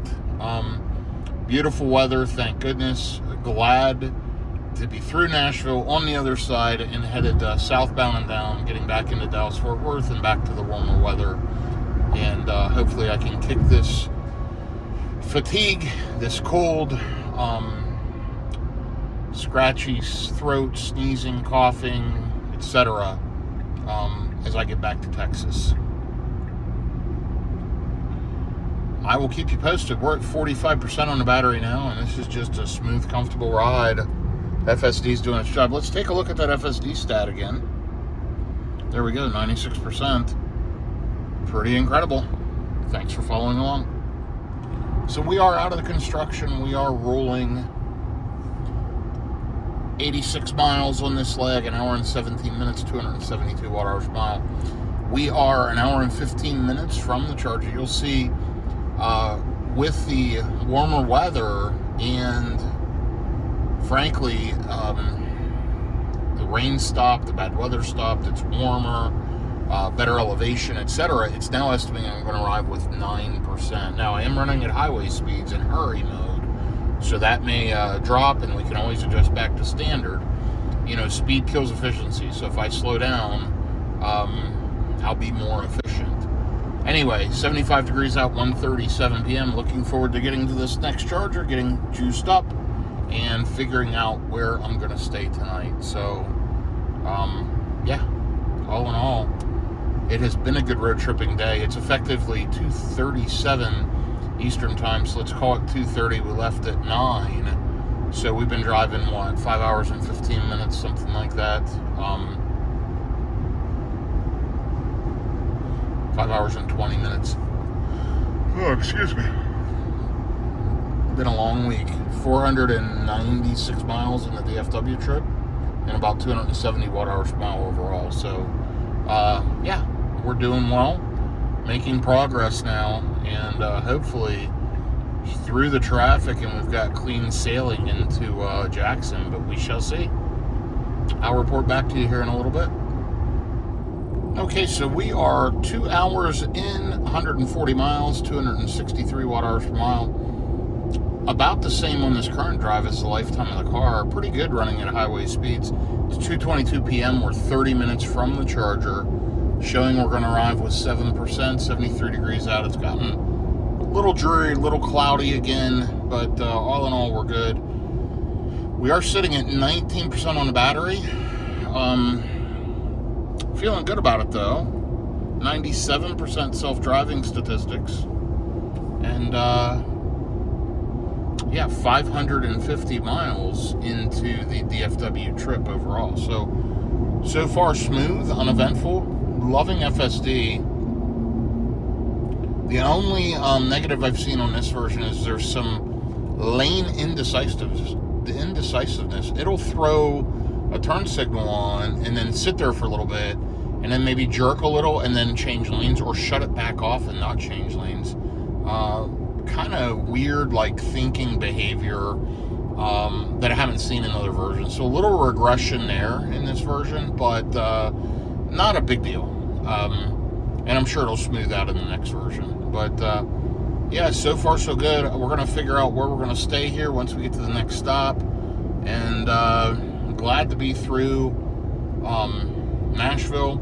We'll take a look. We're not going to be that far from Memphis, and that'll be the next mission, is to get through Memphis before rush hour here on a Friday. It's already going to be 3 p.m. when I hit this charger, so I don't want to be there super long. I want to look and get through Memphis, so we'll figure that out here very quickly, and I'll be back with you as we get to the charger. So I feel like this was a pretty good leg, a pretty good stretch. 165 miles, 2 hours and 23 minutes. I'm still about 8 minutes out, arriving with around 7%. You know, that's about as far as I can make it without stopping to use the restroom, stretch my legs, whatever. I mean, I'm ready to get out and walk around. And, you know, as you get older, when I was younger, I could drive 5, 6, 7 hours non-stop. As I've gotten older, I absolutely cannot do that. So, you know, road tripping in an electric vehicle is a lot of fun for me. The planning and strategy of where I'm going to stop and charge, what percentage I can get there with, I enjoy it. These days won't be here forever. You know, as EVs continue to progress, there will be charging infrastructure kind of all over the place. It won't require this much thinking. They'll also have batteries that'll charge much more quickly, and it all will change. I think this is fun. I think we're in the early days, and EV adoption for sure in the United States is very, very early on. So it's just a lot of fun to travel this vast country, plan my charging stops, you know, plan my trip. It's cool. It's fun. 69 degrees out, by the way, 2:44 p.m. Shows I'm going to arrive at 2:51. And I've driven 575 miles on this DFW trip. I'm going to cross over 12,000 miles here, probably right as we're passing through Memphis. And that's kind of cool. This has been a fairly efficient stretch, 263 watt hours per mile. And yeah, it's been good. I'm sitting at 9% on the battery right now. Like I said, I'm going to get there with about 7%. Right now it's not raining, which I'm happy with. And I'm able to make some time up and travel along at highway speeds, which has been good. So I'll be there in just a few minutes, and I'll update you as I'm getting to the charger. Okay, and we are getting off the exit, headed to this Pilot charging station, this EV Go. It's right there off the exit. This is an easy one. I've been here many times. And we are in Jackson, Tennessee. We're right at the halfway point, which is great. And I think we're maybe a little over an hour from Memphis. So the thing I need to do is get some juice in the car and get back on the road pretty quickly.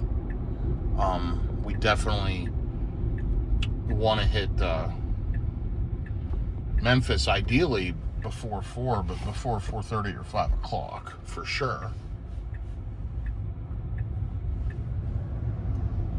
There you can see the canopy with the chargers. And I'm going to go ahead and take over because we're going in this entrance instead. Auto entry only. You can see right where I'm going to plug in.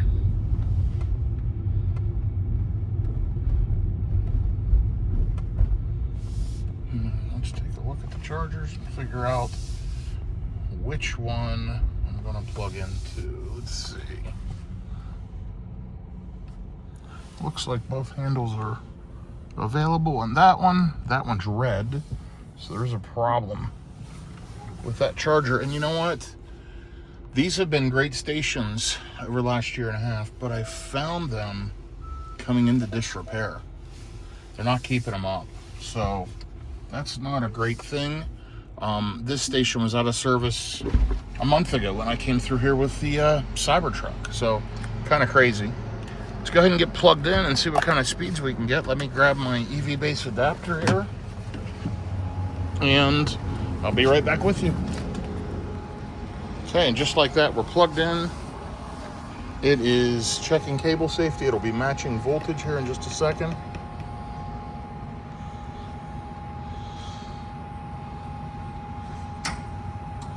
Matching voltage, and we'll start charging really quickly here. And here we go. We're at 7%, so really good arrival state of charge.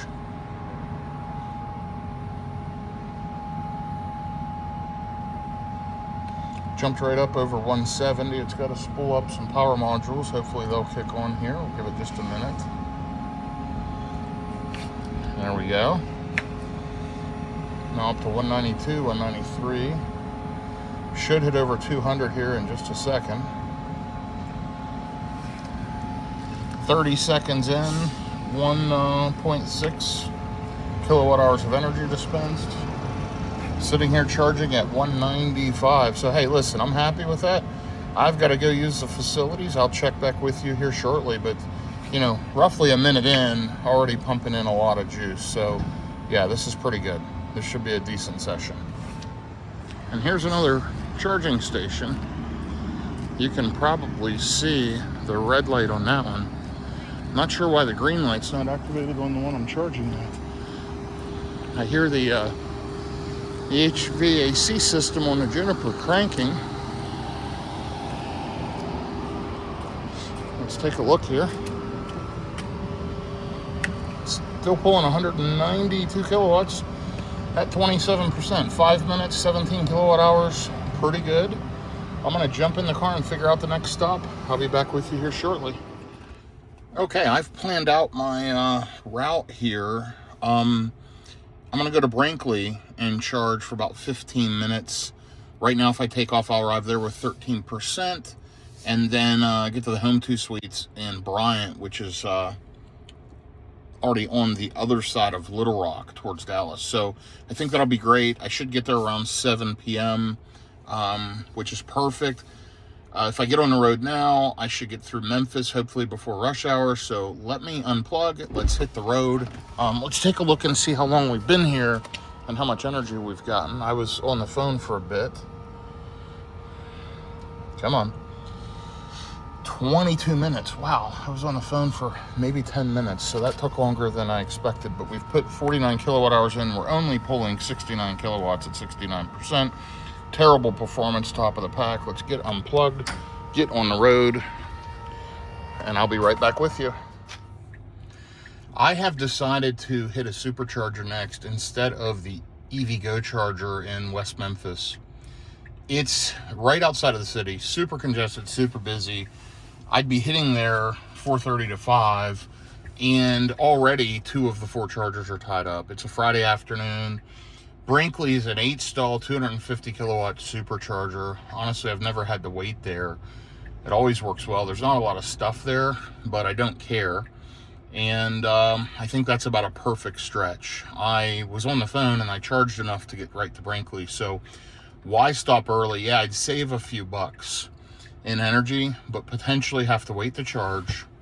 Also the congestion, the time, getting on and off that exit, etc. I don't think it's worth it. So we are going to go to Brinkley, Arkansas. Let's focus on getting through Memphis now, beating the traffic, and from there should be smooth sailing on to Bryant. I mean, there'll be a little bit getting through Little Rock, but not too concerned about that. And then I can get checked into the hotel in Brinkley. I went ahead and booked the Home 2 Suites.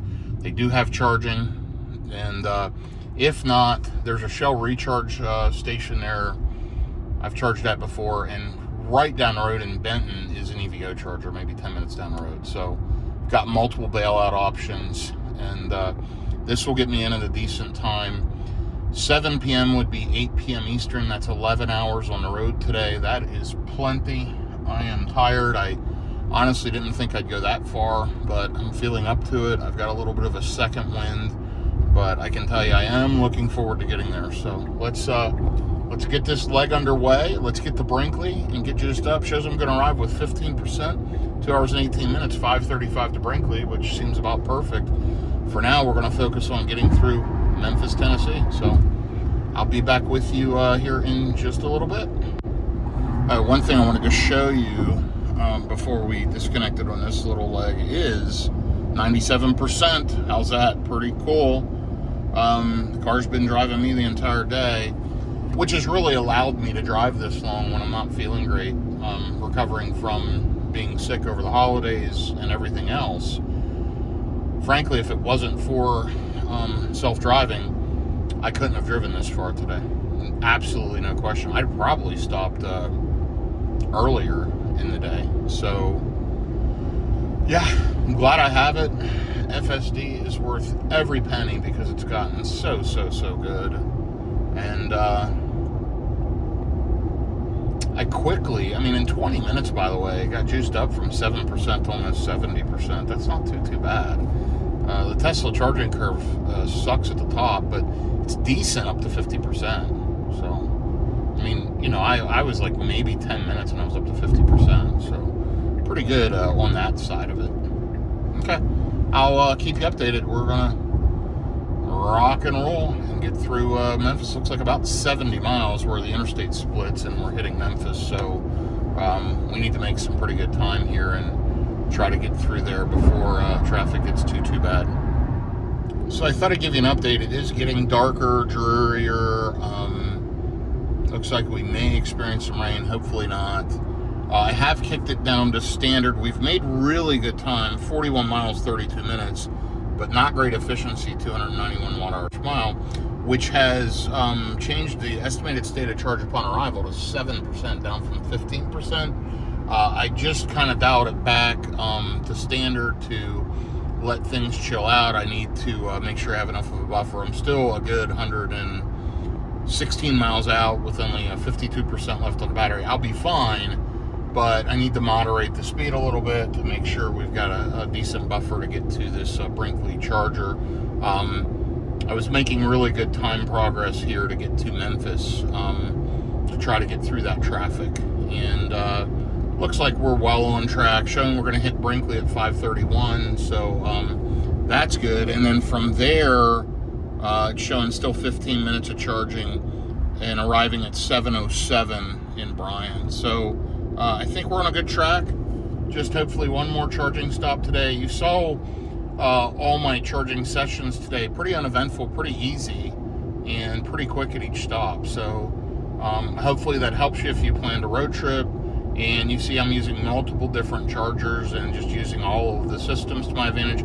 I do use 2 different apps to look stuff up as needed. I'll use PlugShare, which shows you kind of all the different DC fast chargers, all the level 2 chargers at hotels, whatever. And then I also use a newer app called ChargeWay that's also very good. I find that PlugShare typically is more complete information, but ChargeWay has a better graphical interface, and frankly is probably easier to use, and I think it's a better app overall. But I kind of use both of them, and in addition I'll use the Tesla app or the Tesla in-car nav to look where the Tesla superchargers are. So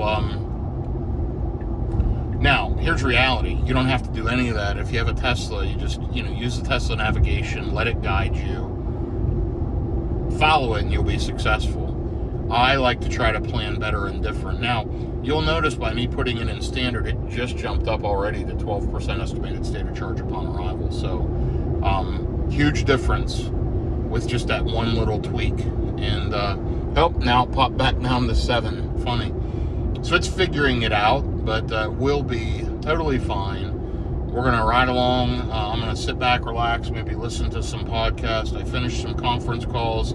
It's now almost 5 o'clock on the East Coast, and I shouldn't have a lot of phone calls after this for the evening, so I can actually relax, unwind, listen to some podcasts, and focus on getting to Memphis, Tennessee. Let's put this in a hurry to see if it'll get in the lane. And that's what I was talking about, that lane hesitation, where it just put the turn signal on, shut it back off, put it back on. Kind of crazy, but they got a full load of stuff they're hauling. Anyway, I am on track, so I'll keep you updated.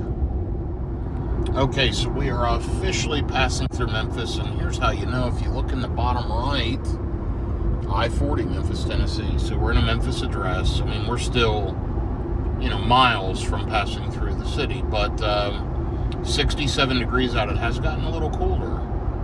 4:09 p.m. I've got an hour and 20 minutes left to 89 miles to arrive with around 9% in Brinkley. The mission right now is to get through this Memphis stuff. For the sake of dealing with all this traffic, we are going to flip it up to hurry mode. I just flipped the scroll wheel up. You'll see it says hurry up there right now. And we've got 43% on the battery. We have driven 650 miles. We're about to flip 12,000 miles on the lifetime. On this leg, 69 miles, 274 watt hours per mile. All in all, it's been a pretty good trip today. As you've noticed, I've already put on about 500 miles today, and still have, I think, a couple hundred miles to go. Maybe not quite that far. I'm not really sure. Let's take a look. So that's another hour. So yeah, maybe 150 more miles today. But we're making great progress. We'll be less than 5 hours from home when I wake up in the morning, and I can try to make it home for potentially even lunchtime tomorrow. My plan is to get to the hotel, get checked in, grab a quick bite, and try to go to sleep early, get up early, and get out of there. So we'll see how that goes. But there's a Carvana car vending machine. Really, really cool.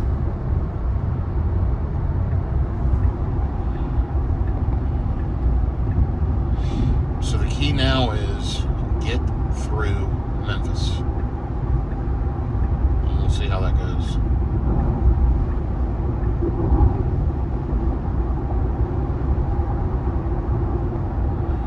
.2 miles, we bear right on 40.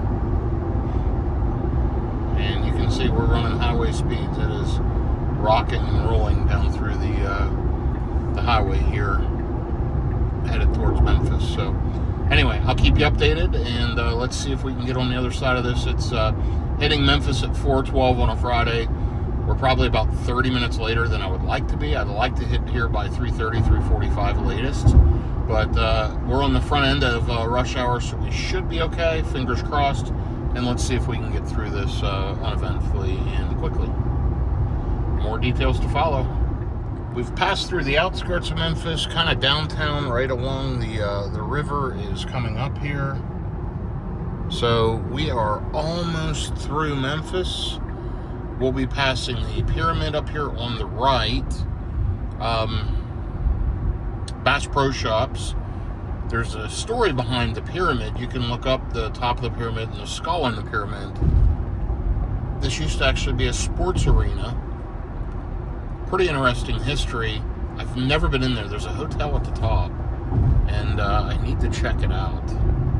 Really, really cool.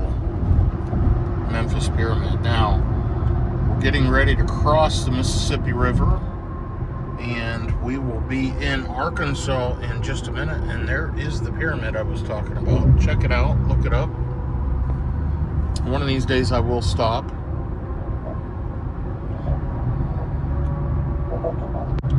And you should see a sign overhead that says "Welcome to Arkansas."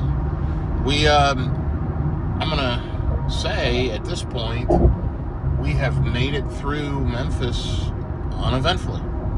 And there's a Mississippi River over there to the right. Up here's the "Welcome to Arkansas" sign. The natural state, buckle up for safety. Remember, there's some barges on the river if you can see them. Over here's the other side of the river along the downtown area. And we are officially in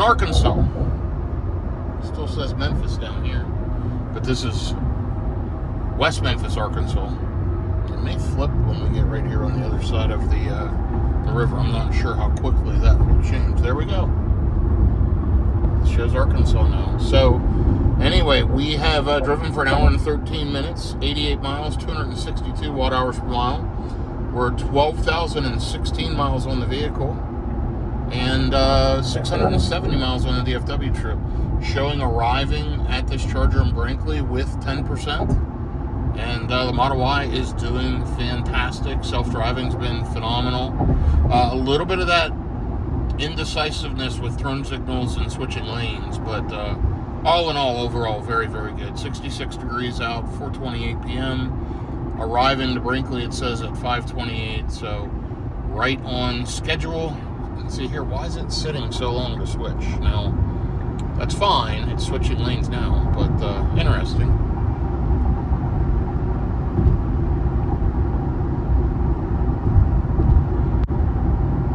I feel like we've made really good progress today. I'm happy that we made it through that area before rush hour. And let's check our ETA to the hotel. Showing right at 7 p.m. now with 15 minutes of juice in Brinkley. We'll be to Brinkley within the hour. I can stretch my legs and throw some juice in the car. And then let's take a look at how long it is from there. Should be charged up then by 5:45. Got about an hour and 15 minutes to the hotel. So this should be an easy last leg. And perfect timing. I'm tired, about ready to stop, and I've just got a short amount of time left. So today's been a pretty good road tripping day. We knocked out a lot of miles today, and made it all the way back into Arkansas from Bristol, Virginia. So pretty good. All right, I'll keep you updated here. We are riding. There's a sign for West Memphis, Arkansas. Kind of cool. Okay, I'll report back. And by the way, that just switched to West Memphis, Arkansas as soon as we hit that sign. Pretty neat. All right, here is another update. It's starting to get dark out now already at 4:46. Wow, look at that flock of birds. Can you see that? Really, really cool. Squirrel. Anyway, 62 degrees out. It's gotten colder as the sun's going down. 4:46 p.m. I'm at 28%. Should arrive with around 10% in 40 minutes, making great time. Highway speeds, faster speed limits for sure. 262 watt-hours per mile on this leg, and 111 miles, and you'll see an hour and 32 minutes. And by the way, almost 700 miles on the DFW trip, 266 watt-hours per mile overall. Again, for all this highway speed running, pretty decent efficiency. And yeah, should get there about 45 miles now. Getting off exit 216 for Brinkley. Been there many, many times. I've charged here many, many times. And not a lot of amenities at this stop. There's a Sonic, there's a McDonald's across the street, there's a Waffle House, there's a few like those fast food places, and then there's no real easy to use restrooms. There's a grocery store, but you have to walk into the back of the grocery store and go in the employee area to use the restroom, which I'll probably do, but it's awkward. It's fine, it's strange. Anyway, we will be there very quickly here, and then last little sprint off to the hotel for the day. So I'm pleased I made it this far. I didn't know if I could. I did get a little bit of a second wind this afternoon, thank goodness. And I think that rain and stuff was really dragging me down. And once I got into a little bit warmer weather and clearer skies, that helped a lot and gave me a little second wind. So we are soon there. I'll check back with you as we get to the charger here in Brinkley. Okay, right at 20 minutes out, it started preconditioning for fast charging, and you see the display just changed to night mode, to dark mode. So that's kind of cool. We are 63 degrees outside currently, 5:05 p.m., 19% on the battery. Running along at highway speeds, been driving for an hour and 50 minutes on this leg, 136 miles. showing arriving at 5:25 p.m. With 11% on the battery. So remember, we started out with 15. It dropped as low as 7. It's back up to 11. Decent efficiency on this leg, 262 watt-hours per mile. I mean, that's pretty good at these highway speeds. And anyway, we'll be there in about 20 minutes. Looking forward to it. This will be the last charging stop of the day. And then hopefully I can get hooked onto a charger at the hotel. So we'll see how that goes. But I am looking forward to getting there. I'll be back with you here as we get off the exit for Brinkley, Arkansas. So I did drive a couple miles manually just to kind of break it up by choice, but I'm still at 97% self-driving, 817 out of 841 miles driven. Now remember, over 20 of those miles were by somebody else driving manually. But yeah, I just thought I'd give that update. Pretty interesting. And I think I showed when we started the video, but let's take a look. We are on software 14.2.2.2, and it did check for an update today. One way you can get your car to check for an update daily, if you click the vehicle icon down here and click software, scroll, make sure you're on advanced, it'll force check once a day, once every 24 hours. If you click it that way, this will then check for an update, which I did here 10 minutes ago. And it said, hey, my software is up to date. So, hey, we're still riding along, less than 20 minutes now, 15 minutes. Still preconditioning for fast charging. I should get pretty good charging speeds. We should see 250 kilowatts. And let's take a look at Brinkley and see what this charger looks like. If there's any out of order stalls. 6 out of 8 available, 250 kilowatt charger. And I do like how it shows where they're at now, Pinecrest Shopping Center. That's a nice additional feature. And let's close this out. We are almost to Brinkley. Knocked out another big leg of the trip today.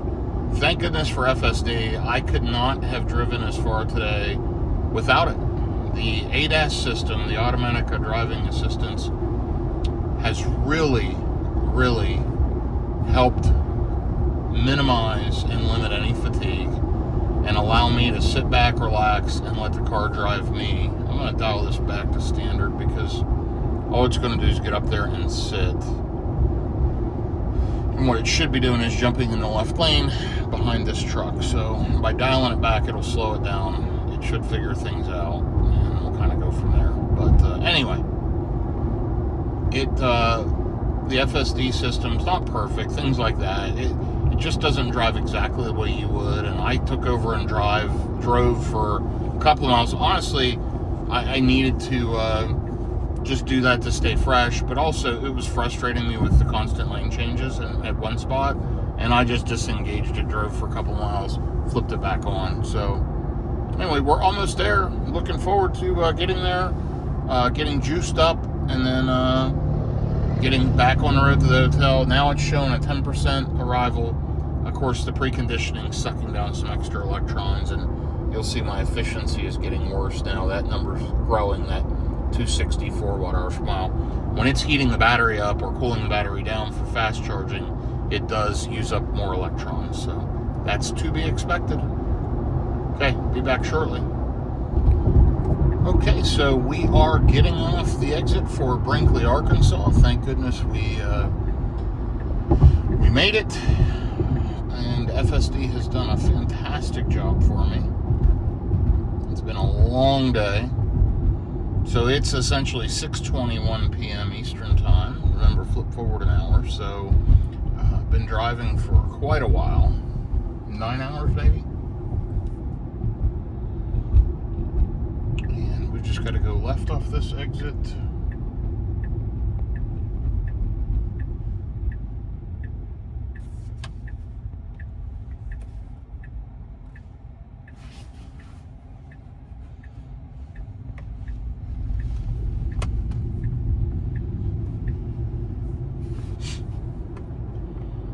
Charger's up here on the right. I think it's a second light, if I recall. It's not far off the exit, but it is easier if you're coming the other direction.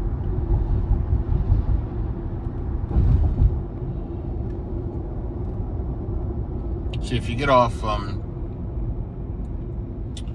east, you just get right off this exit, turn right, and the charger's down there on the right. So a little easier than crossing over, but no big deal. Looks like that's a Model X, an older Model X with all the chrome trim.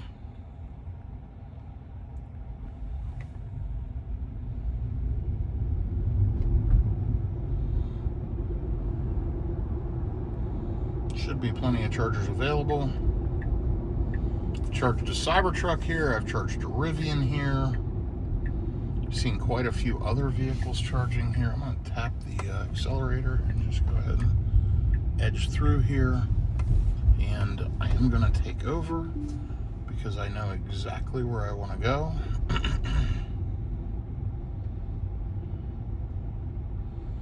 These pull installs are for trailers, by the way. People always pull into them. Not always, but a ton of times. They don't, I think, really understand that those are for trailers. So, let's go ahead and get back into stall number 2C.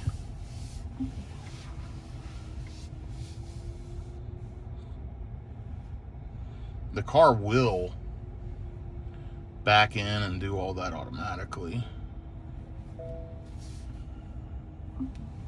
Let's go ahead and get plugged in and see what kind of speeds we can get.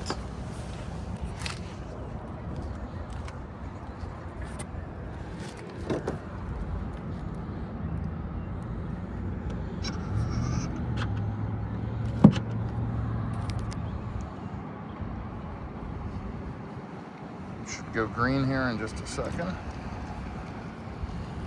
And it did. And we are charging just like that. Ramping up super quickly. Let's take a look. It's saying 7 minutes remaining.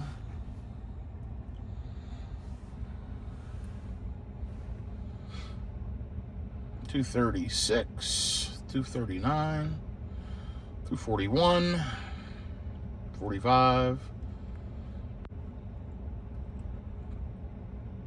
Already up to 12%. And there's the magical 250, 251,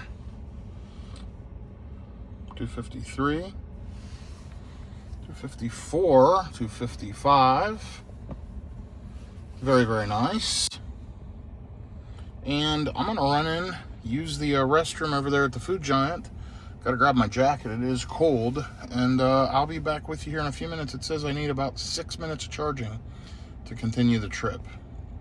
It'll take me longer than that to go use the restroom, but you can see it's definitely ripping quickly on a Tesla supercharger.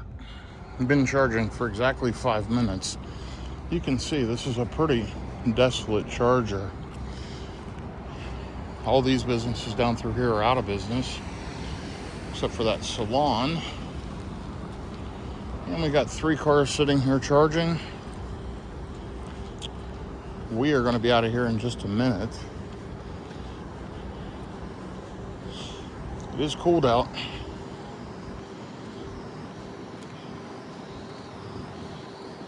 What do you think of those halo back wheel covers?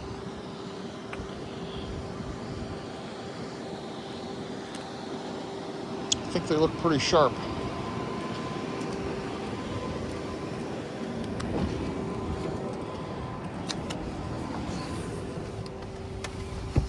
Still pulling 142 kilowatts at 37%. If we leave right now, we arrive with 5%.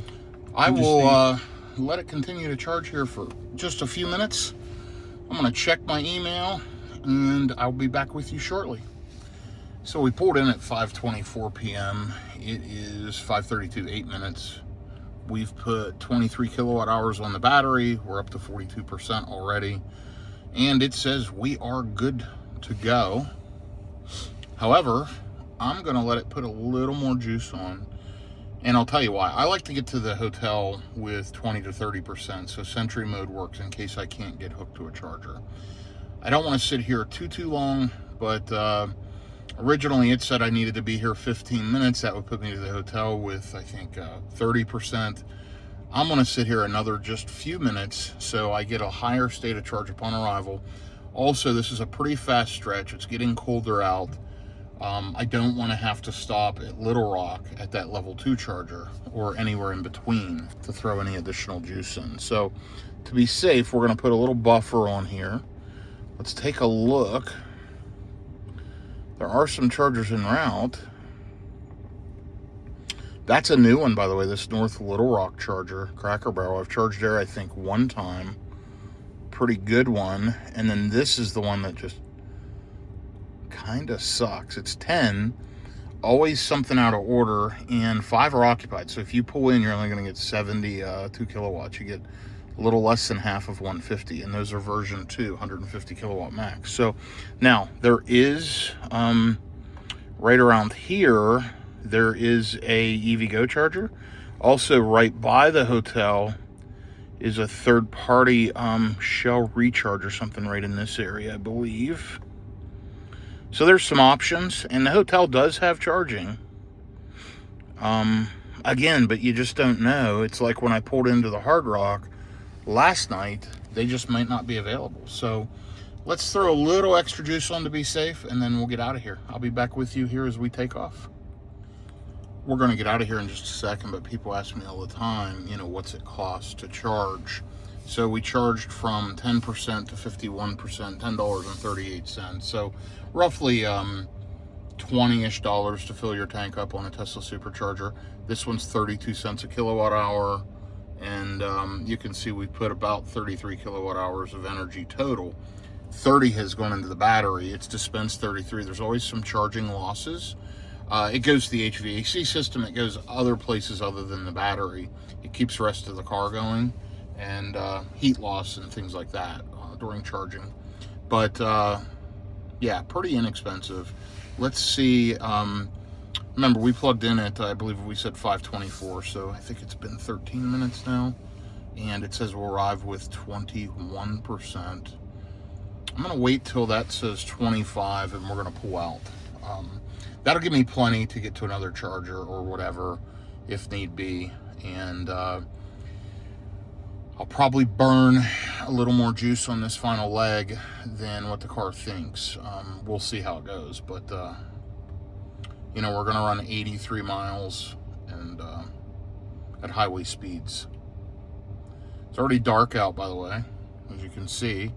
It's 5:37 p.m., 61 degrees, and there's the stats on the last leg. 158 miles, 262 watt hours per mile.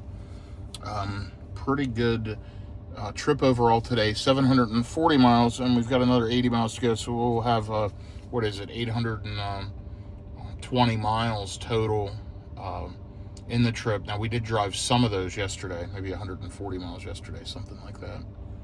So, almost there, showing 23% upon arrival.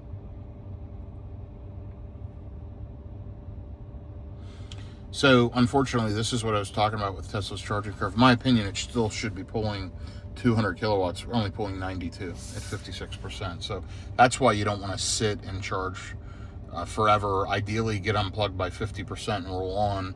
I'm just throwing some extra juice on because I do not want to stop again tonight. I want to go straight to the hotel. So, we're at 24 and just about to get unplugged. And I think we're right at that roughly 15 minutes that the car thought. Yeah, that's right there at 15. All right, so we've put on 34 kilowatt hours of energy, pulling 90 kilowatts, super slow in my opinion. My Mercedes EQS will be pulling closer to 200 kilowatts at that state of charge. Probably double that. Let's hit it and get the heck out of here. Easy enough. Okay, on the road again. Well, I was wrong. I was on a phone call that entire time, but we are now just about 15 minutes out, 15 or 16 miles, 6:35 p.m., 62 degrees. And we just passed through the Little Rock, Arkansas area, just passed through downtown, and popping out the other side, you can see we've driven like 67 miles, 258 watt hours per mile. Super efficient on this leg. And yeah, we're almost there to the hotel, thank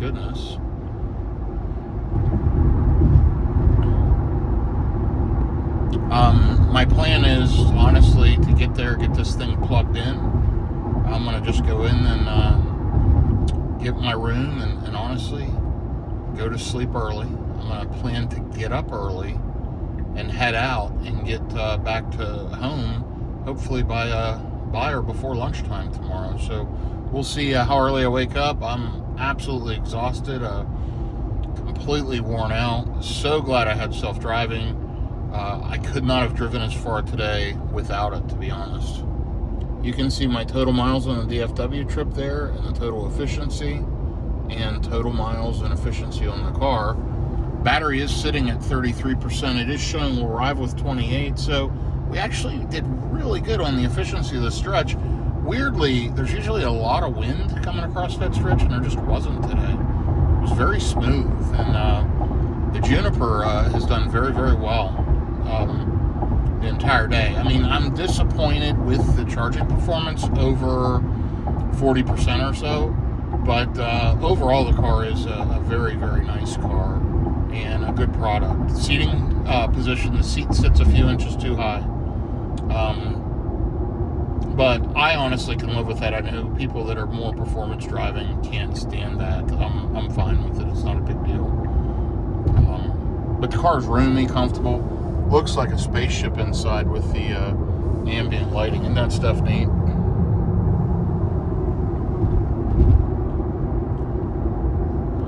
So here's the good news. Our exit is in 12 miles. Thank goodness. Almost there. Arriving at 6:50 p.m. So I'll check back with you here as we get to the hotel and finish out this leg for today. But over 800 miles on the DFW trip and about 650 miles of driving today. It's been a long one. Started out at, it's been about a little over 10 hours till I get to the hotel, about 10 and a half hours in the car today, which is a plenty long enough day. I could not have done it. I'll say this again. Could not have done it without FSD. What an absolute game changer. So thank goodness for that. It's driving me now. It's been driving me all day. Oh yeah, let's look at the percentage. 97? Yeah, 97%. Super great. Okay, well, enough of that. I will be back with you here when we get off the exit for the hotel. Okay, we are 1.2 miles from the exit, 2.3 miles from the hotel. Thank goodness. You can hear a little energy back in my voice, man. This has been a long one today. Thanks for following along. Of course, cross-country road tripping with Tesla FSD 14.2. It's been an incredible experience. I mean, it is really, really good. I'm super glad to have it. And, yeah, let's just see. I don't know that I've stayed at this hotel before. Probably have. Don't recall.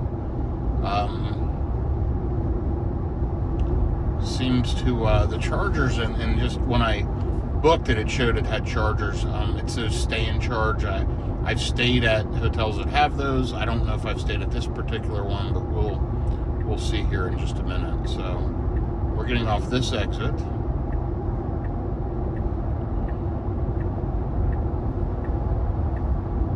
Here we go. Let me dial the speed back here.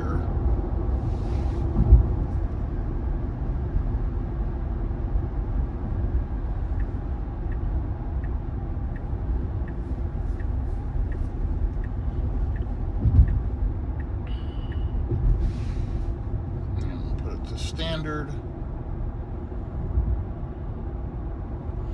Looks like there's quite a few things along here.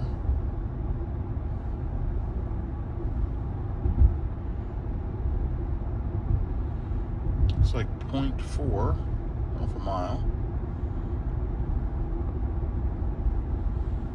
And then it's on the right.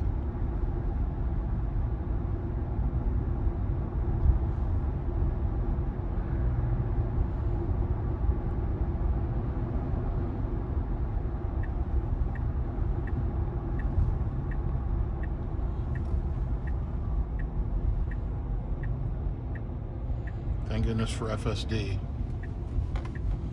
Right up here's the Home 2 Suites.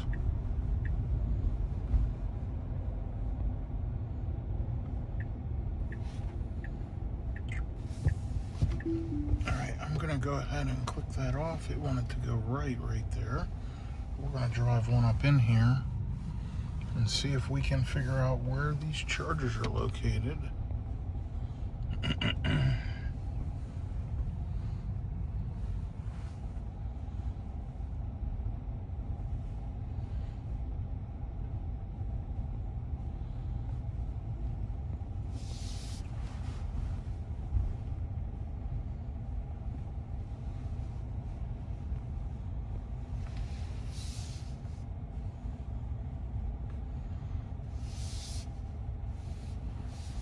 I don't see them up along here.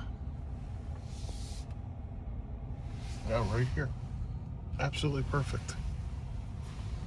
Great. Let's go ahead and get backed in. We'll get plugged in and get some juice. Oops, sorry about that, Tesla. We'll get some juice.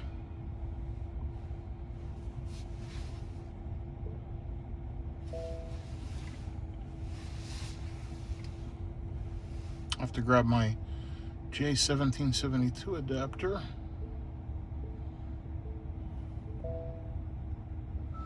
Okay. So, 83 miles, 252 watt hours per mile. Total of 822 miles, 265 watt hours per mile. 64 degrees out, 6:51 p.m. We made it to the hotel in Bryan, Arkansas. Let me go ahead and get plugged in and see what this looks like. Okay, we're successfully charging. They're 45 cents a kilowatt hour, and not sure what kind of speeds they're putting out. Let's take a look in the car. There's two of them.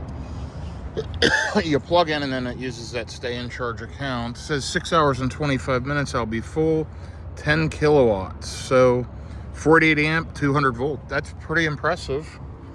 So at least I'll get a filled up car. Let me go ahead and get checked in, and I'll check back with you first thing in the morning. Nice signage. They're not blocked and they work. So it is about 5 a.m. The car just finished charging about 15 minutes ago. Shows 312 miles at 100%. Let me go ahead and get loaded up and take off. And here you can see 56.28. Now what I did is set the amperage back. I kept an eye. Nobody else was here needing to charge, and I dialed the amperage back so that it didn't fill up in 6 hours. It took until just a few minutes ago. So let me go ahead and get the car loaded up and get in here and get things plugged in, and I'll be right back with you. Okay, I'm gonna get going here. I'll plug in navigation. I'll give you a full update in a minute. It's 5:07 a.m., 57 degrees. It just finished raining, and we've got roughly 5 hours to go, including charging. Should be pretty good. 822 miles on the DFW trip, about 300-ish miles remaining. Let me get on the highway and give you an update in a minute. Well, once again, starting off with the Golden Arches, 1.5 miles. I've already placed the order on the app. I'll just stop and grab a breakfast sandwich and a refreshment, and I am going to be on the road. I'm actually riding the access road. It's right down the access road. This is one of the 24-hour ones, so I'll grab that. And then right now my plan is to go to the EVgo charging station in Texarkana, which is right on my route. Again, free charging. Till then, it'll be, a couple hours, and I'll be ready to stop, use the facility, stretch my legs, etc. So that's the plan. This is, I can see the arches ahead. This is a stop here in Benton, Arkansas, and hoping to be home by 10:30 this morning. We'll see how it goes, but so far, FSD is ripping along and getting me up here to my first stop. So I love the high beams. They kick on automatically. They're dynamic matrix LEDs, and they adjust the beams based on the cars. I mean, they're absolutely bright, incredible, and they can be used almost all the time. They turn themselves on and off, and man, I really, really like them. So check those out, the Matrix LEDs. Do a little research if you're interested. They're really something. Okay, I'll be back with you in a moment. Okay, so that was super, super quick. We're back on the highway. Not great efficiency starting out. Of course, it's heating the cabin up, getting up to speed and all that. But FSD is doing its job. Good news is, hopefully there's not a ton of traffic. It's Saturday morning, 5:15 a.m. I'll be passing through Texarkana. This stop at 7 Texarkana, it's on this side. It's before I actually get through there. But that'll, again, just probably be a 10-minute splash and dash. Use the restroom, stretch my legs, throw trash out. And that's an hour and 37 minutes out. It's exit 7. Charged there many times right off the exit. And then I'll decide, I might hit the Tesla supercharger in Greenville. I might hit, there's an EVgo in Sulphur Springs. I'll probably make 2 just quick stops just to break the trip up. And because it's been a long week and I'm a little tired, makes it a little easier. I could do this easily in just 1 stop, but not going to do that. So anyway, yeah, follow along. We're going to have a good trip here this morning. That was a super fast stop, by the way, back there at the Arches. They had everything ready. I gave them the 4-digit code from the mobile app. They handed me my drink. They handed me my bag of sandwich and whatever. And off I am. So absolutely fantastic. Love the LED ambient lighting in here. You can change color. It's just really a cool vehicle. The technology is superb. So I was able to adjust from 48 amps. I bumped it down to 24 amps. It finished right around 4:30 a.m. So 20-30 minutes or so before I walked to the car, it finished charging, which was absolutely perfect. By the way, it showed 312 miles at 100% state of charge. It showed 310, I think, a couple of days ago, 311. It's balancing. Car's been sitting for, a month or so. So original rated range was 327 miles. You saw where it shows about a 7% degradation. And let's take a look at 97%. It's showing 302. Again, that's just EPA ratings. I keep it on percentage. It doesn't matter. Think of it like this with your cell phone. You keep your cell phone on percentage usually.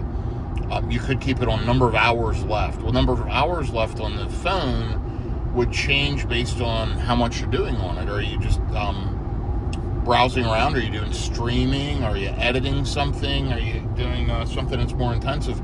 It's the same way with the cars. How many miles I get depends on the usage. If I'm running high highway speeds, fast highway speeds, I'm going to get less miles. If I'm running around town, regenning, I'm going to get more. Cold weather, less.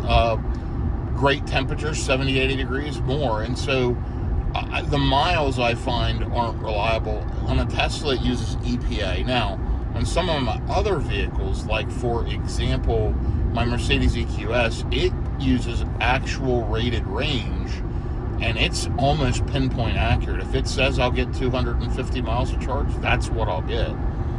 Every electric vehicle is different in the way they do it, or a lot of them are different, I should say. So you just have to learn that. What I've found is I just rely on percentages. So anyway, I'm going to ride along. I'll check back with you in a little bit. 109 miles here, arriving about 47% state of charge in 6:52 a.m. So should be good. I'll keep you updated here as we ride. So what these Matrix headlights do, and look how bright they are. See, high beams are on. And I've got cars all around me. It adjusts the beams so that it doesn't blind the cars. They're digital, computerized, whatever. And so right now it's adjusting this right beam downward so it's not blinding this truck. As soon as we get past the truck, you'll see that high beam kick up on the right here. Boom, it just raised up. I don't know if you could see that or not. And now it's running basically full high beams. Then it'll lower the left beam if it sees oncoming traffic. Really fascinating to me and really, really good stuff. The new Gen 2 Rivian R1T and R1S have that feature. Tesla has that feature depending on the model, if the car in fact has matrix headlights. One disappointing thing, Cybertruck doesn't have matrix headlights. They designed these little slat headlights for the Cybertruck, and they just can't accommodate matrix LEDs. Absolutely stupid. I mean, they picked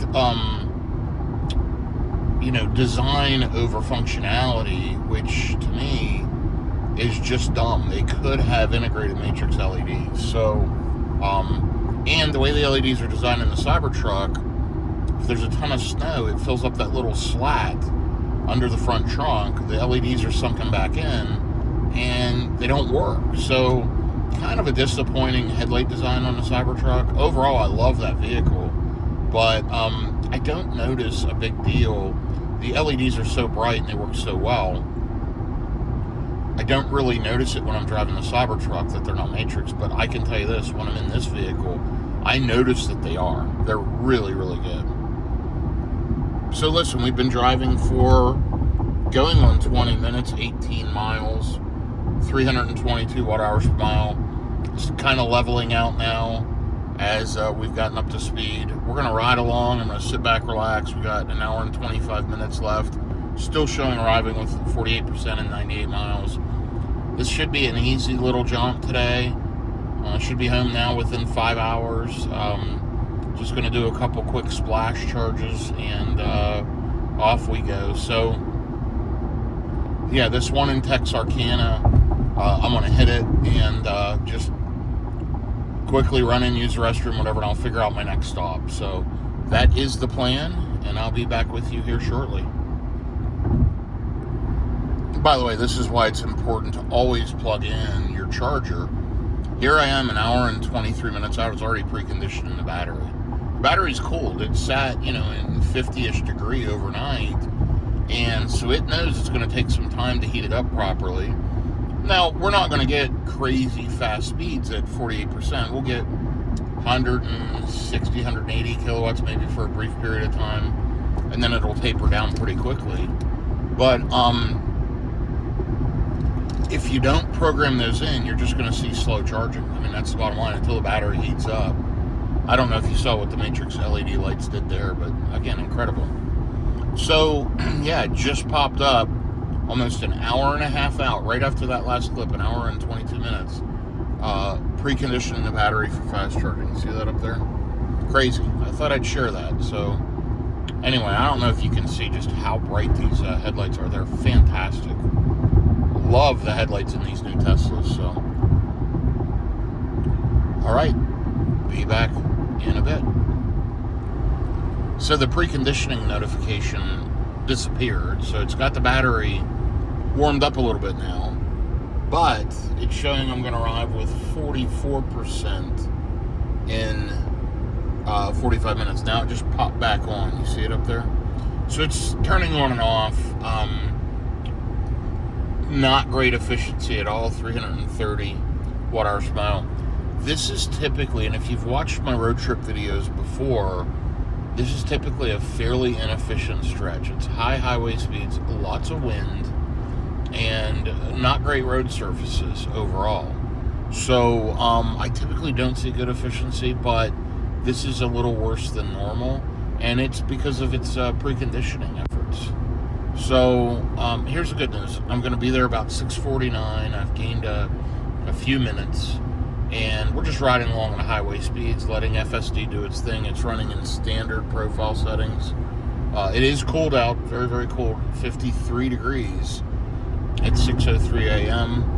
Looking forward to getting this Pilot Flying J. I already need to take a bio break. 12,232 miles on the car, 263 watt hours per mile overall. And on the DFW trip, you can see we've done almost 900 miles. FSD's really just done amazing this morning. It has stopped raining. This area seems fairly dry. The roads are damp, but it looks like the rain passed through here earlier. You can see this right lane is pretty much dried out where the cars have been running. The left lane's still a little damp. So That's a good thing. Also, not for nothing, the weather, that rain and that friction caused by it does decrease efficiency, as well as the cold weather. So quite a few factors going against us. A lot of trucks here parked at this rest area taking their break overnight.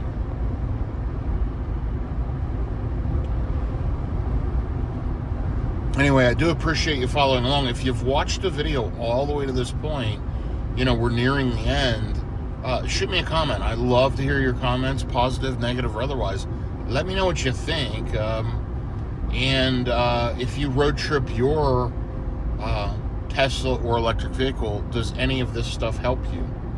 So I'd love to hear your feedback.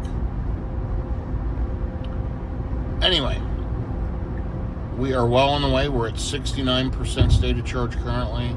FSD's doing its thing. I'm just sitting back here relaxing and having the car chauffeur me home. Looking forward to getting home for sure. And roughly 4 hours now. So we're chipping away at it. I'll be back with you in a little bit. So this is kind of the drive. Just pretty much flat, straight Texas. Hundreds of miles of this. Now, we are entering into Texas. We're in Hope, Arkansas area. I think where we're charging is Texarkana, Arkansas, and then we'll pass through Texarkana, Texas. And then, like I said, hundreds of miles into Texas, I'll be back home. Here's the good news. 16 miles, 16 minutes. We're almost there to this charger. Still preconditioning. It's been popping on and off, but it stayed on a good bit since that last video clip. But look how bad the efficiency is. The worst efficiency of the entire trip. We've been driving 100 miles, 344 watt-hours per mile. Just awful. It's 51 degrees. It's windy. The road conditions have not been great overall, though they have improved them. This is just a terribly inefficient stretch of highway. And this is a very rough road surface right now. I don't know if you can hear it, but a lot of friction. And it's just always been inefficient. Even worse today with the preconditioning. But anyway, battery's sitting at 50%. We're only going to arrive with now 42%. Remember, if you remember, we started out with 48% estimated state of charge upon arrival. So that has gotten worse. But not a big deal. We got plenty of juice. Again, we're going to do a splash and dash. I'm going to throw away trash, use the restroom, stretch my legs, splash some water on my face, and move on to the next one. Yeah, arriving at 6:46 a.m., so we made a little bit of progress, gained a little bit of time, and it's just been riding along at highway speeds, so pretty smooth. Of course, the Matrix headlights have been great, tons of visibility, and there, I don't know if you saw that on the left side over here, the high beams popped up because there was no oncoming traffic. There you just saw it adjust backwards. It's adjusting up. I don't know if you can see it adjust, but it is remarkably good. So, anyhow, I will keep you updated as we get here to the exit. We're now, 13 minutes out. So, tremendous. Looking forward to it. Be back shortly. Okay, here we are coming up to exit 7. Just about 1 mile. Still preconditioning, sitting at 43% on the battery, showing we're going to arrive with 43%. Terrible efficiency on this leg, 115 miles, 343 watt-hours per mile. Very, very rough stretch of road, bouncing me all over the place. I'm sure you can tell here based on the camera. This is rough. But here's the good news. The truck stop's right here, so it shows all 4 chargers are available, which is good.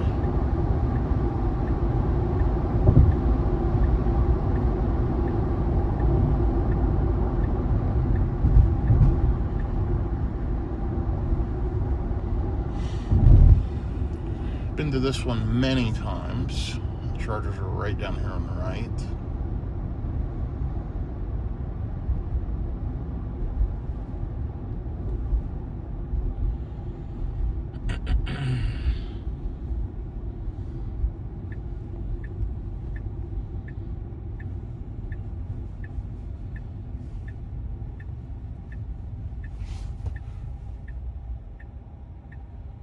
FSD always comes to a complete stop, by the way, which is a good, safe practice.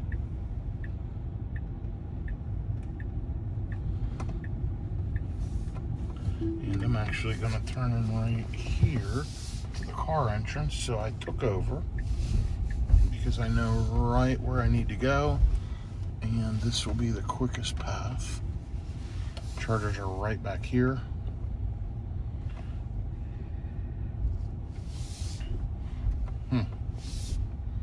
They didn't have those dumpsters there last time. Let's go ahead and get backed in and get plugged in and get juiced up.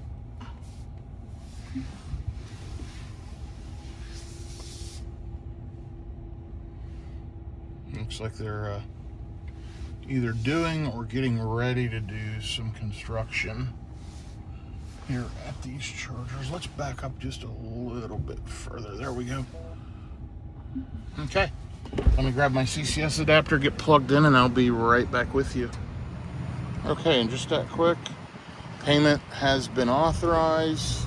Connecting to the vehicle, checking cable safety. In a second, we'll hear some clicking, and it'll say matching voltage, and then immediately it'll start spooling up charging. There's the clicking, there's the matching voltage. And boom, we are charging. Let's see what kind of speeds we get. It is cold out here, freezing cold to me. Remember, we're at 43%, but we've been preconditioning the whole time.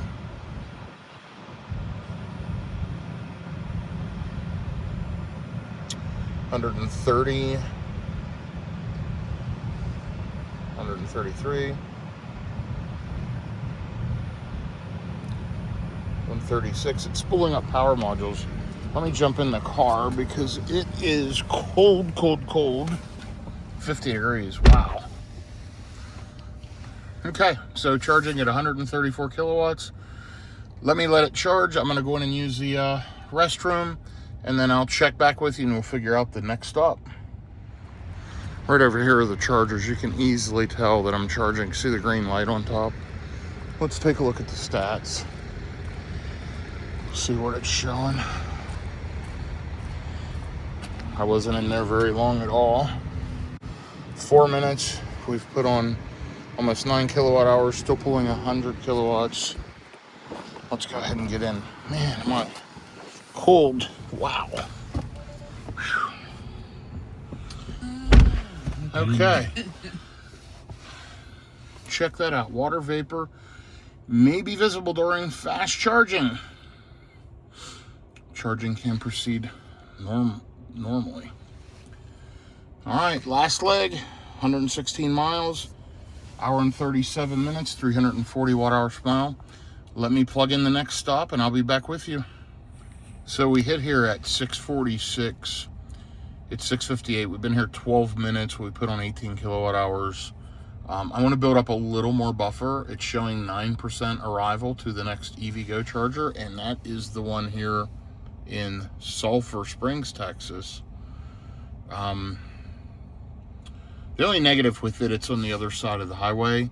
Not a big deal though, and if I build up a little bit of a buffer, I can easily make it to a bailout option at a Tesla charger or whatever.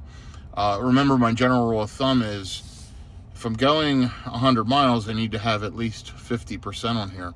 As cold as the weather is and as bad as my consumption's been, I just want to have a little extra to be safe. So I'm going to go ahead and just let it charge to 75%, just another couple of minutes, and we'll get out of here. This will end up being about a 15-minute charging stop, and off we go. Now, again, we're charging slow. I mean, we're at 69%, pulling 70 kilowatts.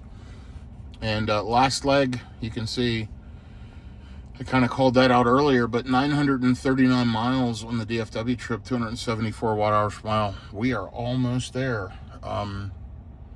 And this is about a perfect next leg, about an hour and a half. That's about all I can handle with the way I'm feeling due to the travel and just allergies and recovering from being sick and all that. So I'll be back with you shortly. We're about to take off.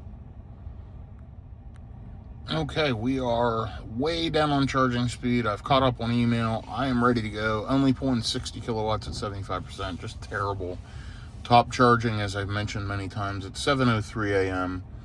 It is time to hit the road. Let's see how long we've been here, and let's get unplugged. How's it going? Good, I hope you are. Oh, doing pretty good. There you go, 16 minutes, 59 kilowatts. 24 kilowatt hours of energy dispensed. Stop charging, end session, and we should go white, and we're gonna get unplugged.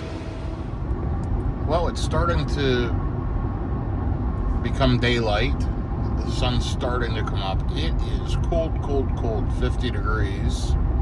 7:12 a.m. We have been driving for under 10 minutes, as you can see. And not great efficiency. It shows we're going to arrive at 99 miles with 16%, and this is that next EVgo charger in Sulphur Springs, Texas. Now, I'm debating, once again, I'll make this decision on the fly. There is a Tesla supercharger in Greenville, Texas, which is maybe 20 miles further. It's a new one at a 1.9 stop. It has the version 4 325 kilowatt Tesla superchargers. I may go ahead and just stop there if I can make it there versus this Pilot Flying J. This Pilot Flying J, the last couple of times, it's been under construction. It's on the left side of the highway. I've lost minutes getting to it. This 1.9 that I'm talking about, if I can make it to that one, is a newer stop, pretty easy to get to, and I will get faster charging speeds because I'll arrive with a lower state of charge, and with the Tesla supercharger I can get 250 kilowatts. So I don't know. We'll play it out and see how it works.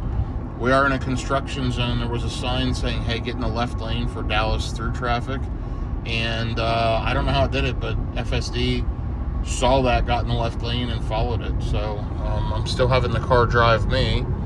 We're passing through Texarkana, Texas now, and 96 miles to the next stop unless I decide to go slightly further. So, as always, more updates to follow. So I am leaning towards Greenville as my final charging stop. It says that I'll arrive with 5%. It's telling me stay below 78 miles an hour to make it to the destination. It's a 75 mile an hour speed limit. I'm running in standard, so it's running right close to the speed limit. That's what I'm leaning towards. I'll get faster charging speeds. It's directly off the exit. I'll probably save 5 minutes using that stop, versus getting off an exit, riding along the access road, dealing with construction, waiting on red lights to get to the other side of the highway. And then the same thing when I pull back out. I mean, it adds a good 5+ minutes.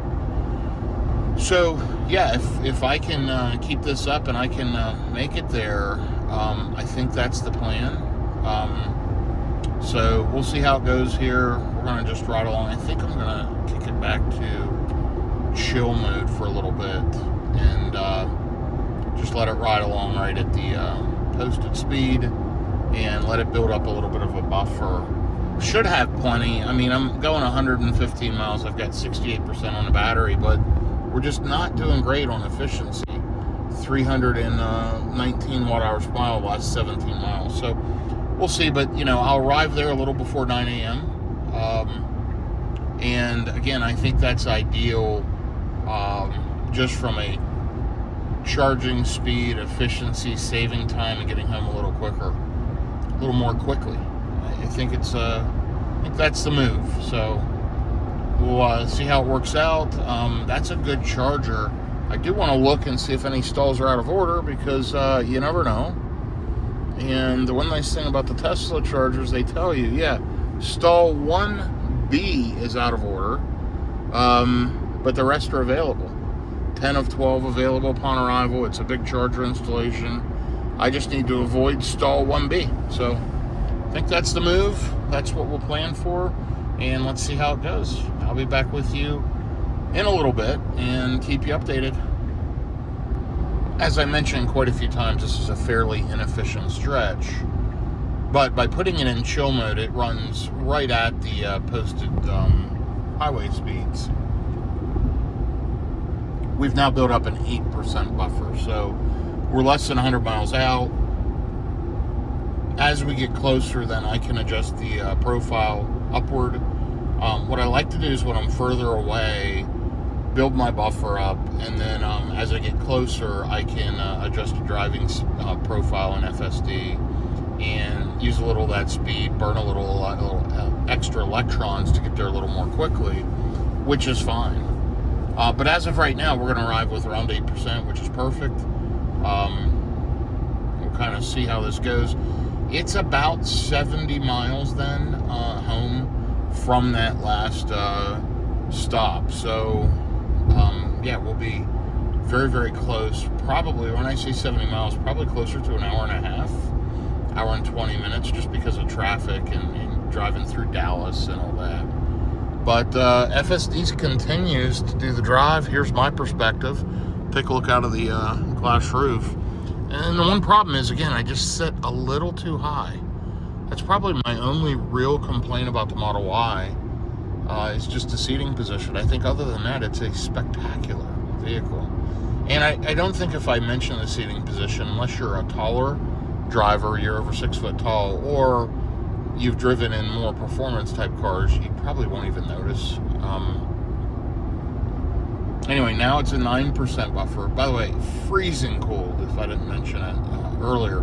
We're down to 46 degrees, so not good. I'm driving comfortably in shorts. I've got a little bit of a puffer coat on and stuff, but man, it is freezing cold. So I made a mistake this morning putting shorts on. I didn't even look at the weather. I just assumed we were going to be in the 70s. So my mistake for assuming. And we've been driving now for 31 minutes, 320 watt-hours per mile. Again, terribly inefficient, but to be expected across this stretch with the high winds and all of that. So I like how FSD knows to get over. There's a car just flew up onto my bumper and tailgating pretty tightly. They want to get past, and it jumped right over, let the car by, and then it'll jump back in the left lane. So, nice job, Tesla. Anyhow, we're going to let it ride here a little bit. And I'd say probably as we get a little bit closer, we'll adjust the speed profile. Now, I'm going to bump it up now to standard just to go ahead and get around this truck. Or we're going to get stuck behind a line of vehicles.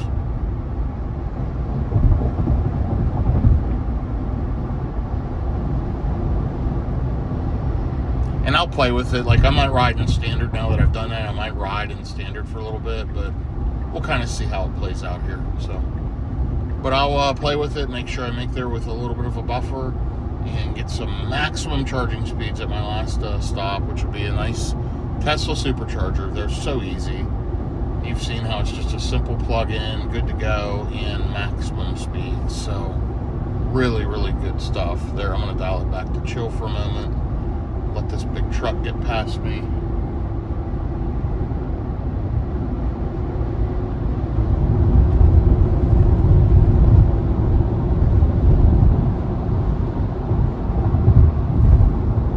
Remember, we're in Texas, so these trucks are fairly opened up, and you know, I'm doing 75 and that truck's probably doing 85. So anyway,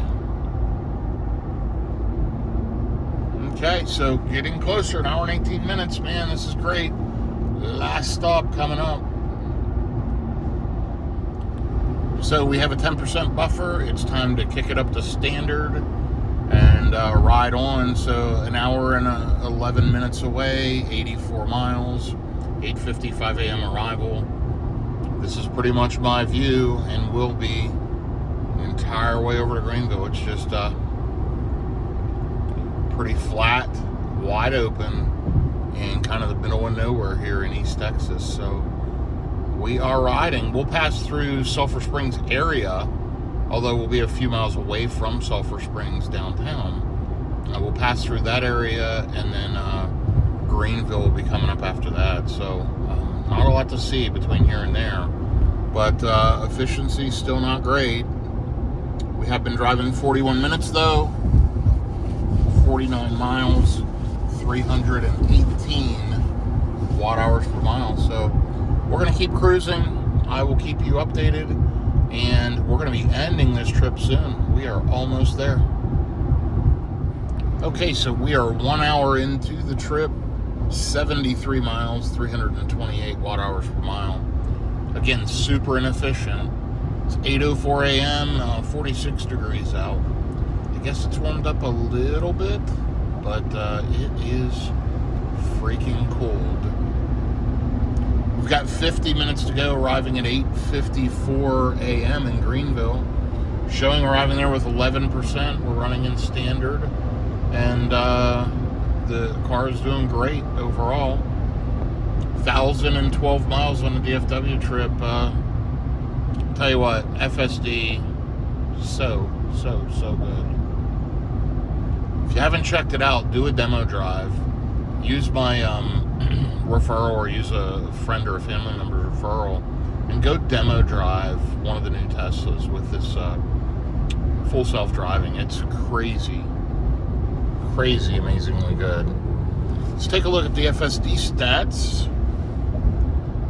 We are at 98%, as expected. I mean, it's that good. I can tell you on previous versions, even 6 months ago, I couldn't have done 60-70%. It would have a lot of issues. I'd have to shut it off.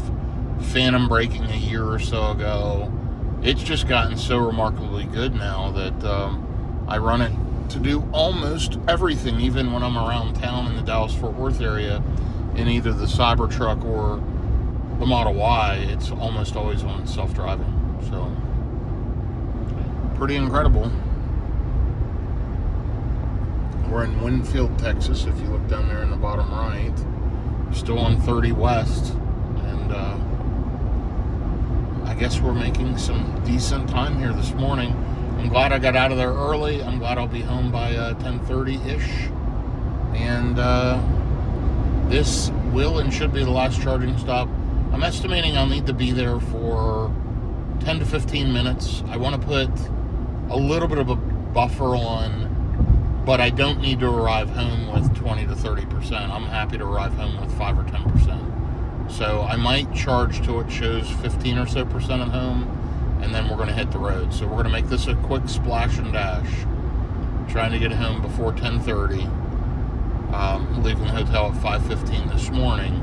That would make me pretty happy if I'm able to do that. So we'll see how it goes. I am so looking forward to getting home and just relaxing for the rest of the weekend, recovering. And I will be posting this video soon, so y'all can enjoy this, hopefully. Still shocked and can't believe how cold it is. I guess I should have looked at the weather. I travel so much, I don't even look at the weather much anymore. So shame on me for that this morning. But here's the good news. We're going to be to the charger very, very shortly. At 30 minutes out, we are now preconditioning for fast charging. That first charging session heated the battery up pretty good, so it didn't need to precondition as long. As soon as it started, though, state of charge upon arrival dropped to 10%. So we're only 30 minutes out, as I mentioned, 34 miles, arriving at 8:53 a.m. to Greenville.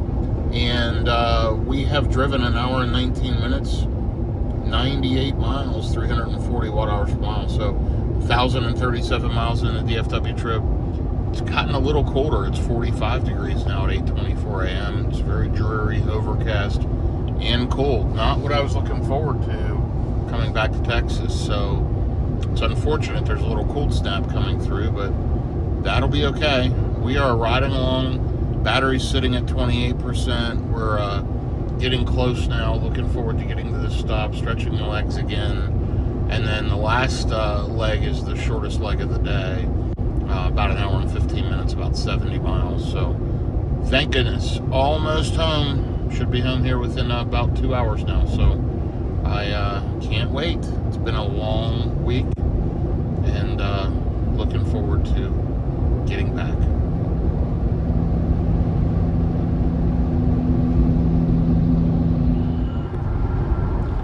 So right here is the Pilot. Is that the right one? No, that's not the right one. I was thinking that was the Pilot Flying J. Oh, it is. It may be that one back there. No, must be coming up. Well, anyway, we're getting close. 346 watt-hours per mile, just horrible efficiency. Not only has it bumped the lifetime of the car up to 264 watt-hours per mile, the DFW trip up to 281. See what happens with the cold weather? 44 degrees out. So really cold, preconditioning. This is an inefficient stretch anyway, but we're seeing about 10% worse than we normally would. And it's really, ultimately, the cold weather is the big factor. So cold weather kills EV range. Teslas are pretty good. I mean, 8-10% different, not a big deal. It's manageable easily. But a lot of other EVs, especially older ones that don't have the heat pump system. Tesla has a very advanced heat pump system. The new Rivians do. The new Mercedes, a lot of the new, and the new Ford. But for example, my 2023 EQS, stickers around $140,000, doesn't have a heat pump. So it gets like 15-20% less range in this type of cold weather. Pretty significant. Same way with our Rivian, which we love our Rivian. We have a launch edition, a 2022. Not launch edition, it was an adventure edition, but it's VIN number like 6500-ish. One of the first 6500 trucks built. Picked it up in, I think, August of 2022. It's in a R1T quad motor, and it does not have a heat pump. And honestly, we see about 20% worse in it. So I just wanted to share how cold weather really kills range, and how that's why I use the different driver profiles to kind of feather it in and get my estimated state of charge upon arrival built up. Now I can run in hurry mode or whatever I want to do, because I'm only 19 minutes out, 21 miles. So you notice preconditioning just shut off for a second. While it's off, things will improve, but it'll probably kick back on in another minute or two.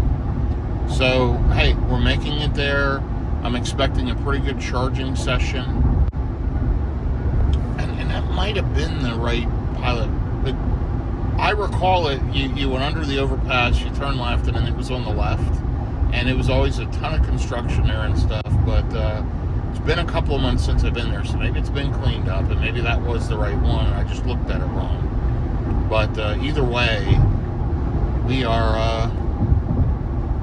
we're making really good progress. I mean, we're at an 8:52 a.m. arrival time.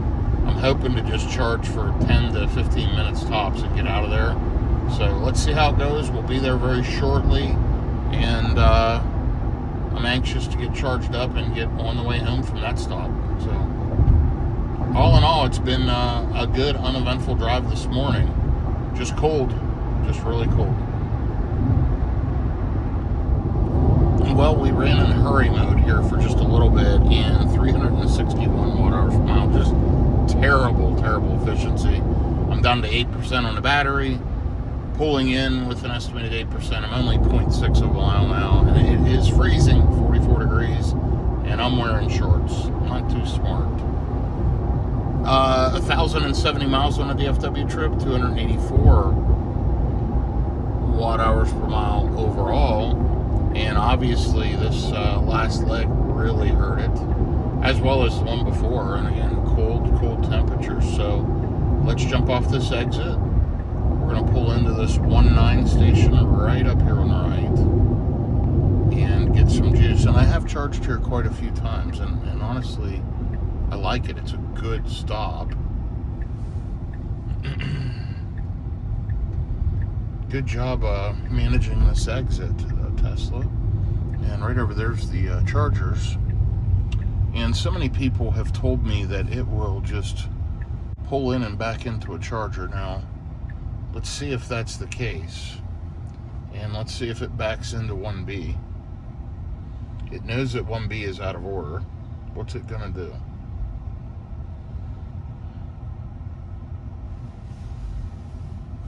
So 1B's over there, so we're okay. And it's backing in. And that is really end-to-end experience here in the Tesla. How incredible is that? Good. Okay. Let's get plugged in and see what kind of speeds we get. This is going to be interesting. Should be fast.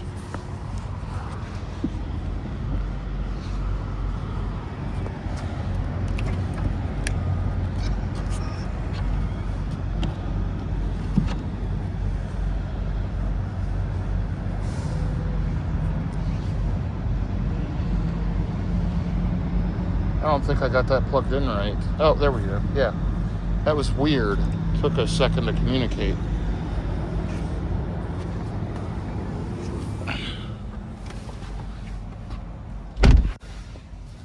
Watch these speeds jump right up. Nice thing about a Tesla supercharger, even though I'm below 20%, Sentry mode kicks right on because it knows we're charging. It won't do that on third-party DC fast chargers. If you're below 20%, Sentry mode will not work.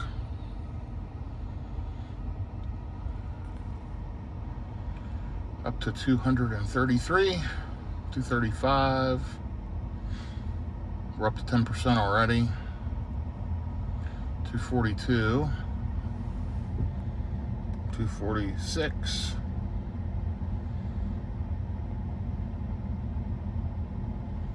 A little over 250. Now it's saying 9 minutes remaining to charge. 253. And that is excellent. Excellent, excellent, excellent. Let's take a look at the cost. 37 cents kilowatt hour. Up to $1.41 so far. And it's already put 3 kilowatt hours in. Check out this graphic, by the way. How cool is that?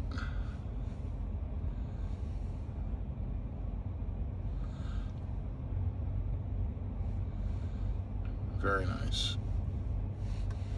Okay, I'll be back with you here in just a little bit.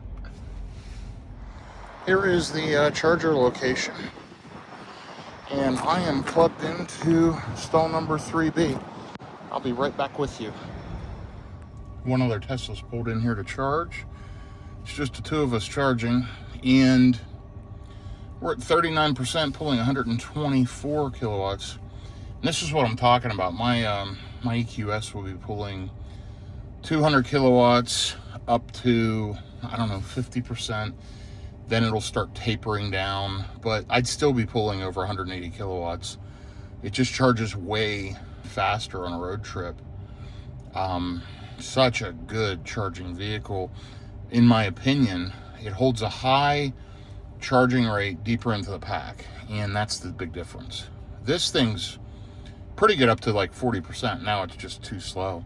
But anyway, right now if we leave, we can arrive home with 1%, hour and 22 minutes, 81 miles. Not too bad. We need a little bit of a buffer on here, so it's saying 3 more minutes. That's probably about right. I did fix the license plate. Pretty funny to me, but my license plate on the vehicle actually says EV Caddy, and now it matches. Pretty funny. That was the plate I had on my Cadillac Lyriq, and so I just moved it over to this car, and I just think it's funny because this replaced the Cadillac Lyriq, and it's such a better vehicle. Charging, road tripping, whatever. Is it as luxurious? Absolutely not, but it actually can road trip, so that's a big difference. Anyway, let me let this charge. I'm going to take care of a couple quick things, and I'll be back with you momentarily. Okay, we are juiced up, pulled in with 8%, leaving with 52%, $13. That gives you a pretty good idea. And by the way, I was looking at that down here, $13.04. It gives you a pretty good idea. I put 35 kilowatt hours on. I am still pulling 95 kilowatts at 53%, which again is not great. 132 miles on the last leg, an hour and 47 minutes, 357 watt hours per mile. Let's get on the road and get home. Shows I'll arrive home with 13%. That's plenty of buffer. Let's see how easy it is to unplug a Tesla charger. We simply press this button, wait for it to go white, stick it up in there, and we are off and back on the road. Okay, I'll be back with you here shortly. So we were at that stop exactly 15 minutes, which is perfectly fine. We are now getting on the highway, letting FSD do its thing for me. Showing I'm going to arrive with 14%. I've got plenty of buffer. Let's kick this thing up the hurry. And let's get home. 44 degrees out. Showing I'm going to arrive at 10:28. Pretty pleased with that. I just wanted to give myself, I said I was going to be out of there probably in 10 minutes, and I could have been, but I wanted to give myself plenty with this cold weather and all, and so I overcharged a bit, but you could see a full tank would be $25, $26. I think it was $13 to 54% or whatever it was, so not too bad. Anyway, let me get back cruising, and I'll give you another update between here and there. I'll give you at least a couple more updates before the end of the trip. We are 33 miles from the President George Bush Turnpike that will kind of bypass Dallas or drive up through Dallas. And then that'll take us up to 35E North. Or actually just 35E. Yeah, 35E North. And then we'll be there. So we'll hit roughly 12,500 miles on the car. And we'll be at about 1,150 total miles. So we are definitely rocking and rolling, enjoying the ride, enjoying the Model Y. I appreciate you following along, by the way. I always know when I pass this Buc-ee's in Royce City, I'm about an hour from my house. They've got pretty good charging there. They've got the Tesla charging. I think they have Mercedes charging at that one too, but I've charged at the Tesla chargers quite a few times. I frankly avoid Buc-ee's for the most part. If I'm going down into the southern part of Texas, I'll stop at them, but these ones on the outskirts, like especially in Tennessee, North Carolina, Georgia, whatever, or anywhere out that way, they're awful. When I say they're awful, they're great stops. The problem is they're so congested. You can add 10 minutes to your trip just trying to get in and out of the Buc-ee's. So I really do avoid those. I'll hit them, like I said, the ones that throughout Texas usually aren't too bad because they've been here forever. People know what they are. They're not, there's just more space at them, easy to get in and out. Construction, by the way, through this whole stretch has been terrible since I left that last stop about 15 minutes ago. 20 miles, 331 watt hours per mile. I've got an hour and 4 minutes left, arriving at 1027 now. 62 miles, 16%. I think I timed that perfectly. I could have unplugged a few minutes sooner, but honestly, I was on the phone between those clips at that charger, and I had to say, hey, let me call you back. I've got to get unplugged and whatever else. And so I did that, and then I returned my phone call after I recorded that clip for you of unplugging the car. So, hey, overall, this has been a good trip. I mean, FSD has just been remarkably good. Let's take a look at those stats and see where we're at. We're still at 98%, 1,185 miles on self-driving, 1,211 manual. Now remember, we started out with 20 or so of those that were manual, so I've added 5 or 6. and mostly it's just been parking lots and stuff. But I did yesterday drive a couple of miles by myself because I wanted to. Anyway, I see another Model Y Juniper up here. It looks like it's in Quicksilver. It's just past this car that's been camping in the left lane. And some of these roads are really rough.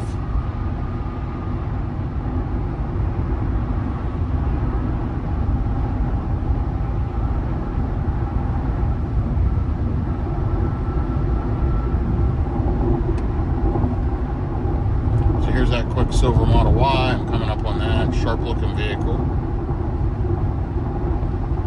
Those are my two favorite colors, by the way, in the Model Y, the Quicksilver and the Ultra Red. The Ultra Red's spectacular. The Quicksilver's a good-looking color as well.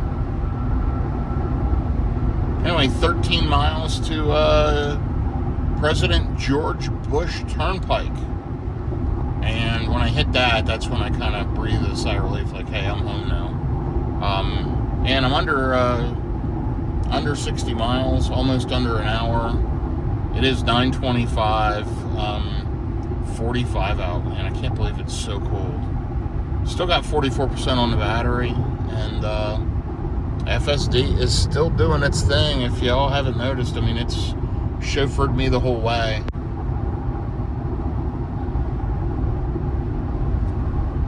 Okay, listen, I'll be back with you with another update here over this next hour. We'll finish this video out. Again, thank you for following along. I know it's long, it's just me talking. I really don't want to do the fancy editing. I don't want to do the fancy music overlays, etc., etc. These are just real world road trips. I mean, it's me, you, and the camera. So if you enjoy that type of content, subscribe and follow along. If you don't, hey, I get it. It's not for everyone.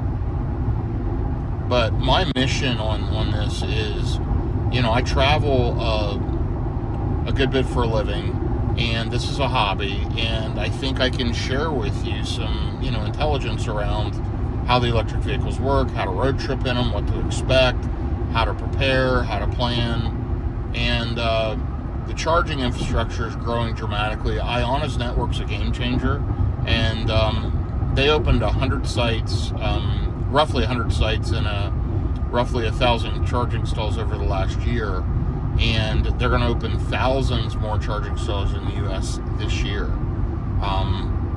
They feel like, right now Tesla has something like 30,000 charging stalls in the U.S., and Iona says they can get there in 5 more years, a total of 6 years. That's insane. Their speed of growth is outrageous now. They're opening multiple stations every day. And the only problem I have with it is they don't have an app where I can look and see where they're all at. You have to go to their website and look at this map, and it sucks doing it that way. And they don't come up native in the Teslas, and I have to look for them and search for them. I do not like that at all. Not an issue in like my Mercedes or the Rivian. They'll find them automatically along routes. But in my Teslas, I've got to use PlugShare, ChargeWay, Iona's website. It's ridiculous. I wish they just had a general app. I like that they don't have subscription pricing or any of that complexity. You can just tap a credit card and roll. It's fantastic. I mean, their concept is simple, basic, it works. I wish there was an easier way to get visibility of their chargers. So, with that being said, all of this intelligence around road tripping won't be as necessary here in the coming years, because of these huge network expansions. Got 3 Teslas here, almost right beside each other. Model 3 and 2 Model Ys. Man, is this road rough. Ridiculous, all this construction. It's been this way for years now. So I'm hoping they get this finished up. But, hey, we're almost there. 17% state of charge estimated upon arrival. Got tons of juice. Tons of juice. I'll be back with you here in just a bit. Okay, we're about to cross the lake. I think this is Lake Ray Hubbard. And you can see Dallas off in the distance.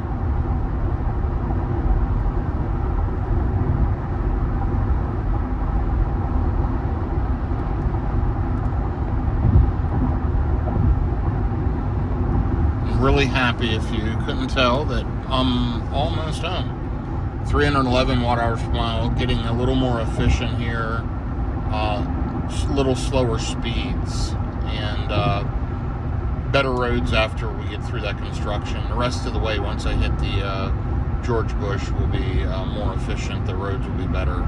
They will be higher speeds, but then as I hit, after I get off 35, there'll be really good efficiency the rest of the way home. It'll be a lot of red lights and stop lights. Well, hopefully not red lights, but a lot of light intersections. Anyway, I've been driving 26 minutes. ETA 1024. Making amazing progress. Got to jump off exit 61B for George Bush, and 17% upon arrival.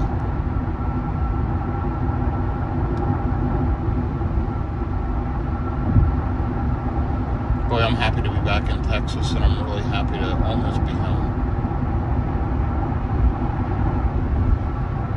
I'm glad I left when I did this morning. I needed to get home and be able to relax for the day. Today's Saturday. I'll be home by 10:30, and then I've got all day tomorrow as well, so that'll help.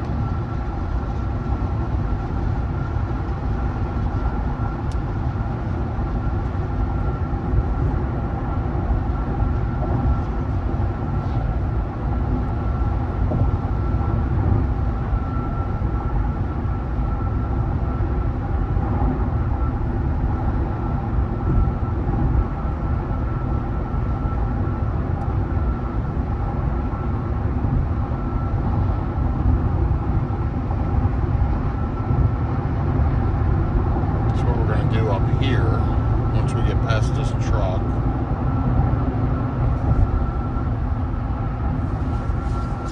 Get a little past this truck, and we're going to kick it over to standard, which should make it get in the right lane. It does.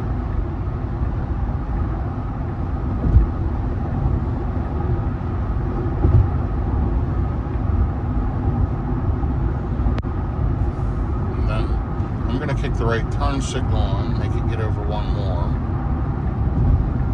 And I normally don't do that, but this can get crazy busy up through here, and I feel better riding in this lane as we get on the turnpike. There you go, Tesla. Nice job.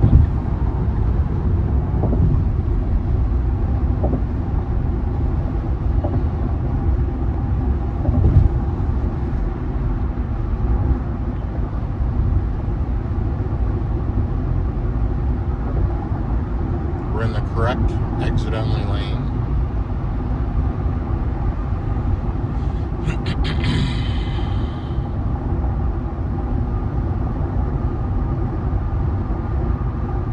And we're splitting off on it right now.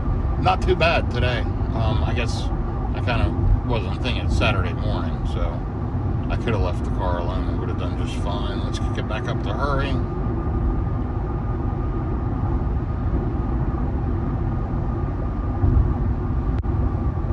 There you go. We're on this for 30 miles until we hit 35E.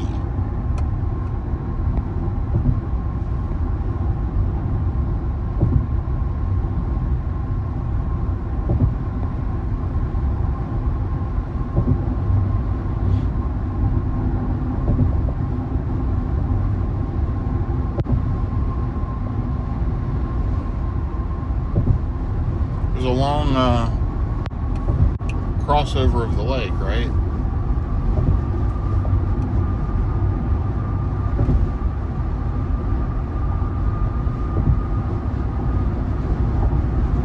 Boy, it's super windy today. Can you hear that? That's crazy. Okay, we're doing okay. I will update you again here in just a little bit. I see a white Model Y up here in the left lane. Anyway, be back here shortly.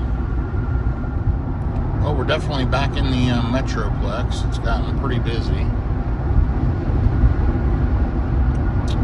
I'm I mean, honestly, it's Saturday, so this is not a lot of traffic, but just a lot of lanes, a lot of traffic been flowing in and out. A lot of EVs. I've seen quite a few. And just glad to be back in the Dallas-Fort Worth Metroplex. We've got 14 miles to 3580. The car's being whipped all over the road. I don't know if you can see that, but I mean, it is jerking me all over with this wind. Here's a Texas Instruments factory.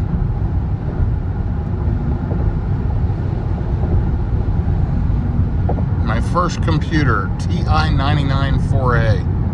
If you've watched this far and you know what that is, shoot me a message. That was my first computer I ever used at home. My parents had got it for me after it was on clearance or something, and I was fairly young. And it had the cassette with it, so I could do the programming with cassette tapes and load programs with cassette tapes. Really, really interesting. Hooked to a television, TI-99 4A. And then after that, my next computer that I saved up for and bought was a Tandy. Fantastic computer at the time. It had the 3.5-inch disk drive built in. Really a cool machine. So, looks like we're going to arrive with around 16%, 33 minutes, 10:23 a.m. arrival time. Pretty happy about that. Just this wind has just been awful.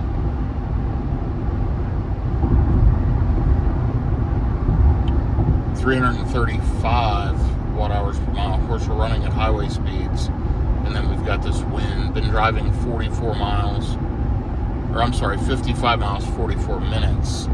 1,126 miles on the DFW trip, 287 watt-hours per mile.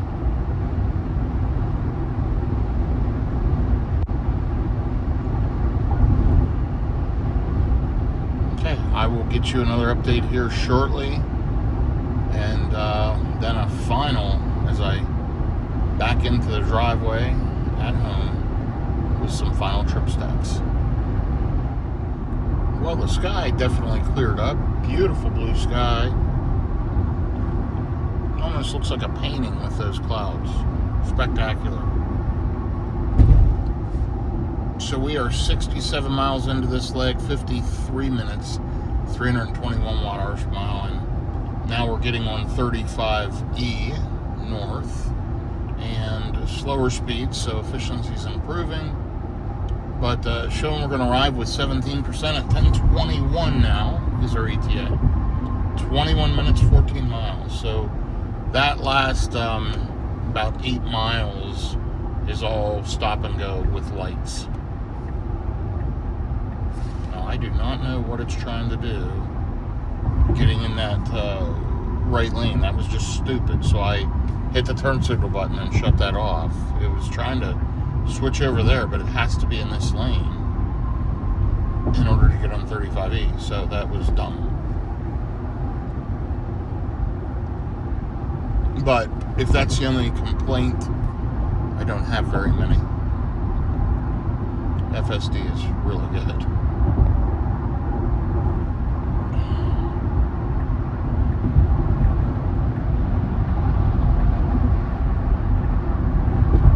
See how it does here. This is a not fun to drive stretch of highway. Fairly narrow lanes, pretty hectic, and very fast paced. It's just not fun to drive. And FSD driving this section for me makes me really happy.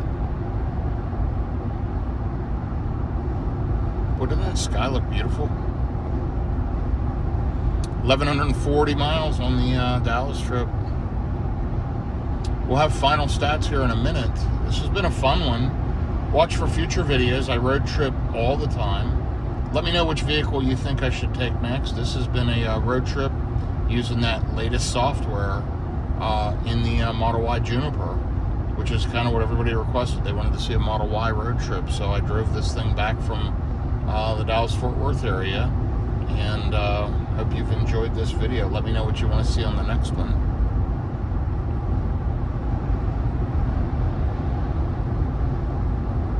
Alright, I'm going to be back with you here in just a bit.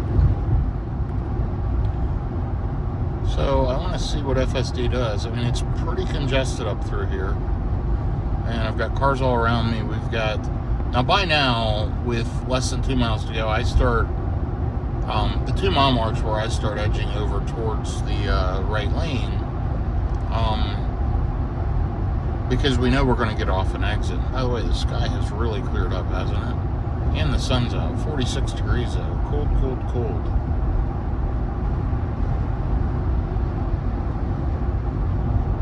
So now see, we're 1.2 miles. Now we're in these solid white lines, which it doesn't want to violate.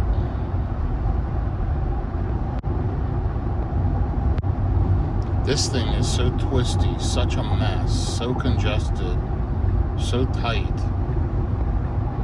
And see, it just put this right turn signal on.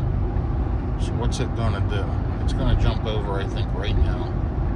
Yep, it got a spot. That's good. Now we've got 0.6 of a mile it needs to get over. Got a car beside me now. So let's see what it's gonna do. It's kicking the signal on. It's gonna jump in right behind this car. Okay, so it did fine. I just needed to give it a chance and not manually kick turn signals on, but it manipulated right through there for this exit.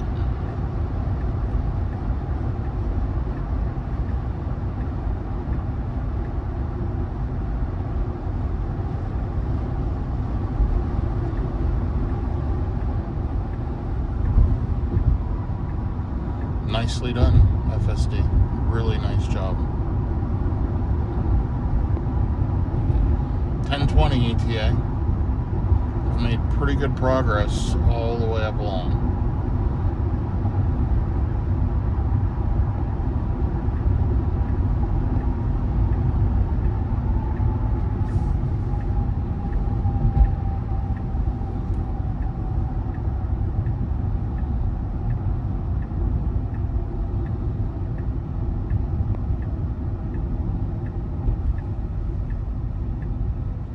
And it made the light, which is great.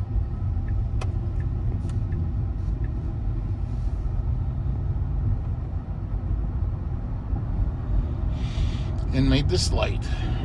Good move, Tesla. Really good move. Showing we're going to arrive now with 18%. See, I overcharged, there's no question. But it's fine. Doesn't matter. I could have unplugged there 3, 4, or 5 minutes prior, for sure.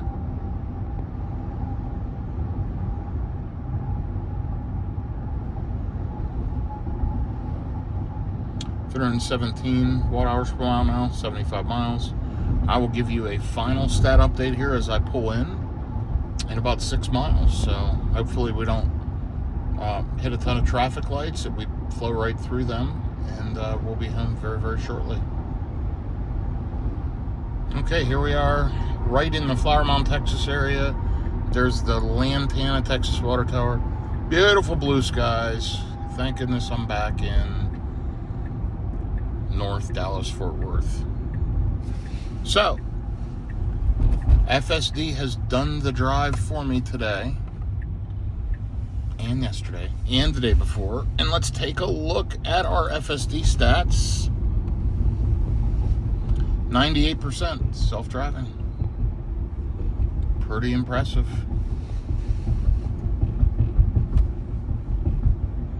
So I am about to pull in. I'm here at the final mile, and I thought I'd give you some stat overview. Lifetime on the vehicle, 12,498 miles. 3.3 megawatt hours of energy consumed, and 265 watt hours per mile, 264.8. If you remember, we started out, that was around 262. So this cold weather today really, really screwed up the efficiency overall.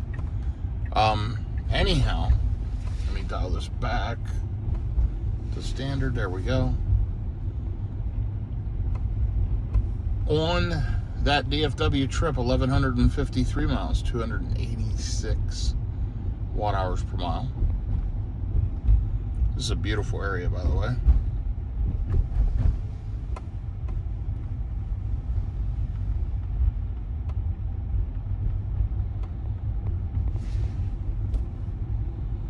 Now, someone hasn't been home. Their trash can's been sitting out for a couple of days. Today's Saturday. They take that on. Oh, Friday, just a day. And here we are. I'm going to shut off FSD. I'm going to shut off my turn signal. I'm going to open the... Oops, I clicked the wrong one. I want the main garage door open. Hey, they're both opening. Let's back in here.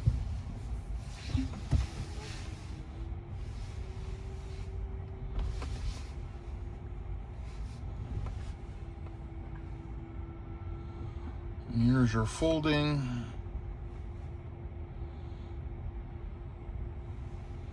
And the back end to the garage where the Rivian and Cybertruck are.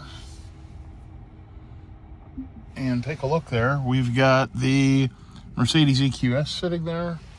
We've got the Cybertruck right there. And right behind me, we've got the Rivian. Battery low. The available energy in the battery will decrease as the battery cools. Charging is recommended now. Okay, we'll do that. Let me hit settings here. Okay. Final stats. 81.9 miles on the current drive, 308.7 watt hours per mile on the DFW trip, 1,153 miles, 286 watt hours per mile. Thanks for following along. This has been a great trip, everyone. I appreciate it. And until the next one, safe travels out there. Take care.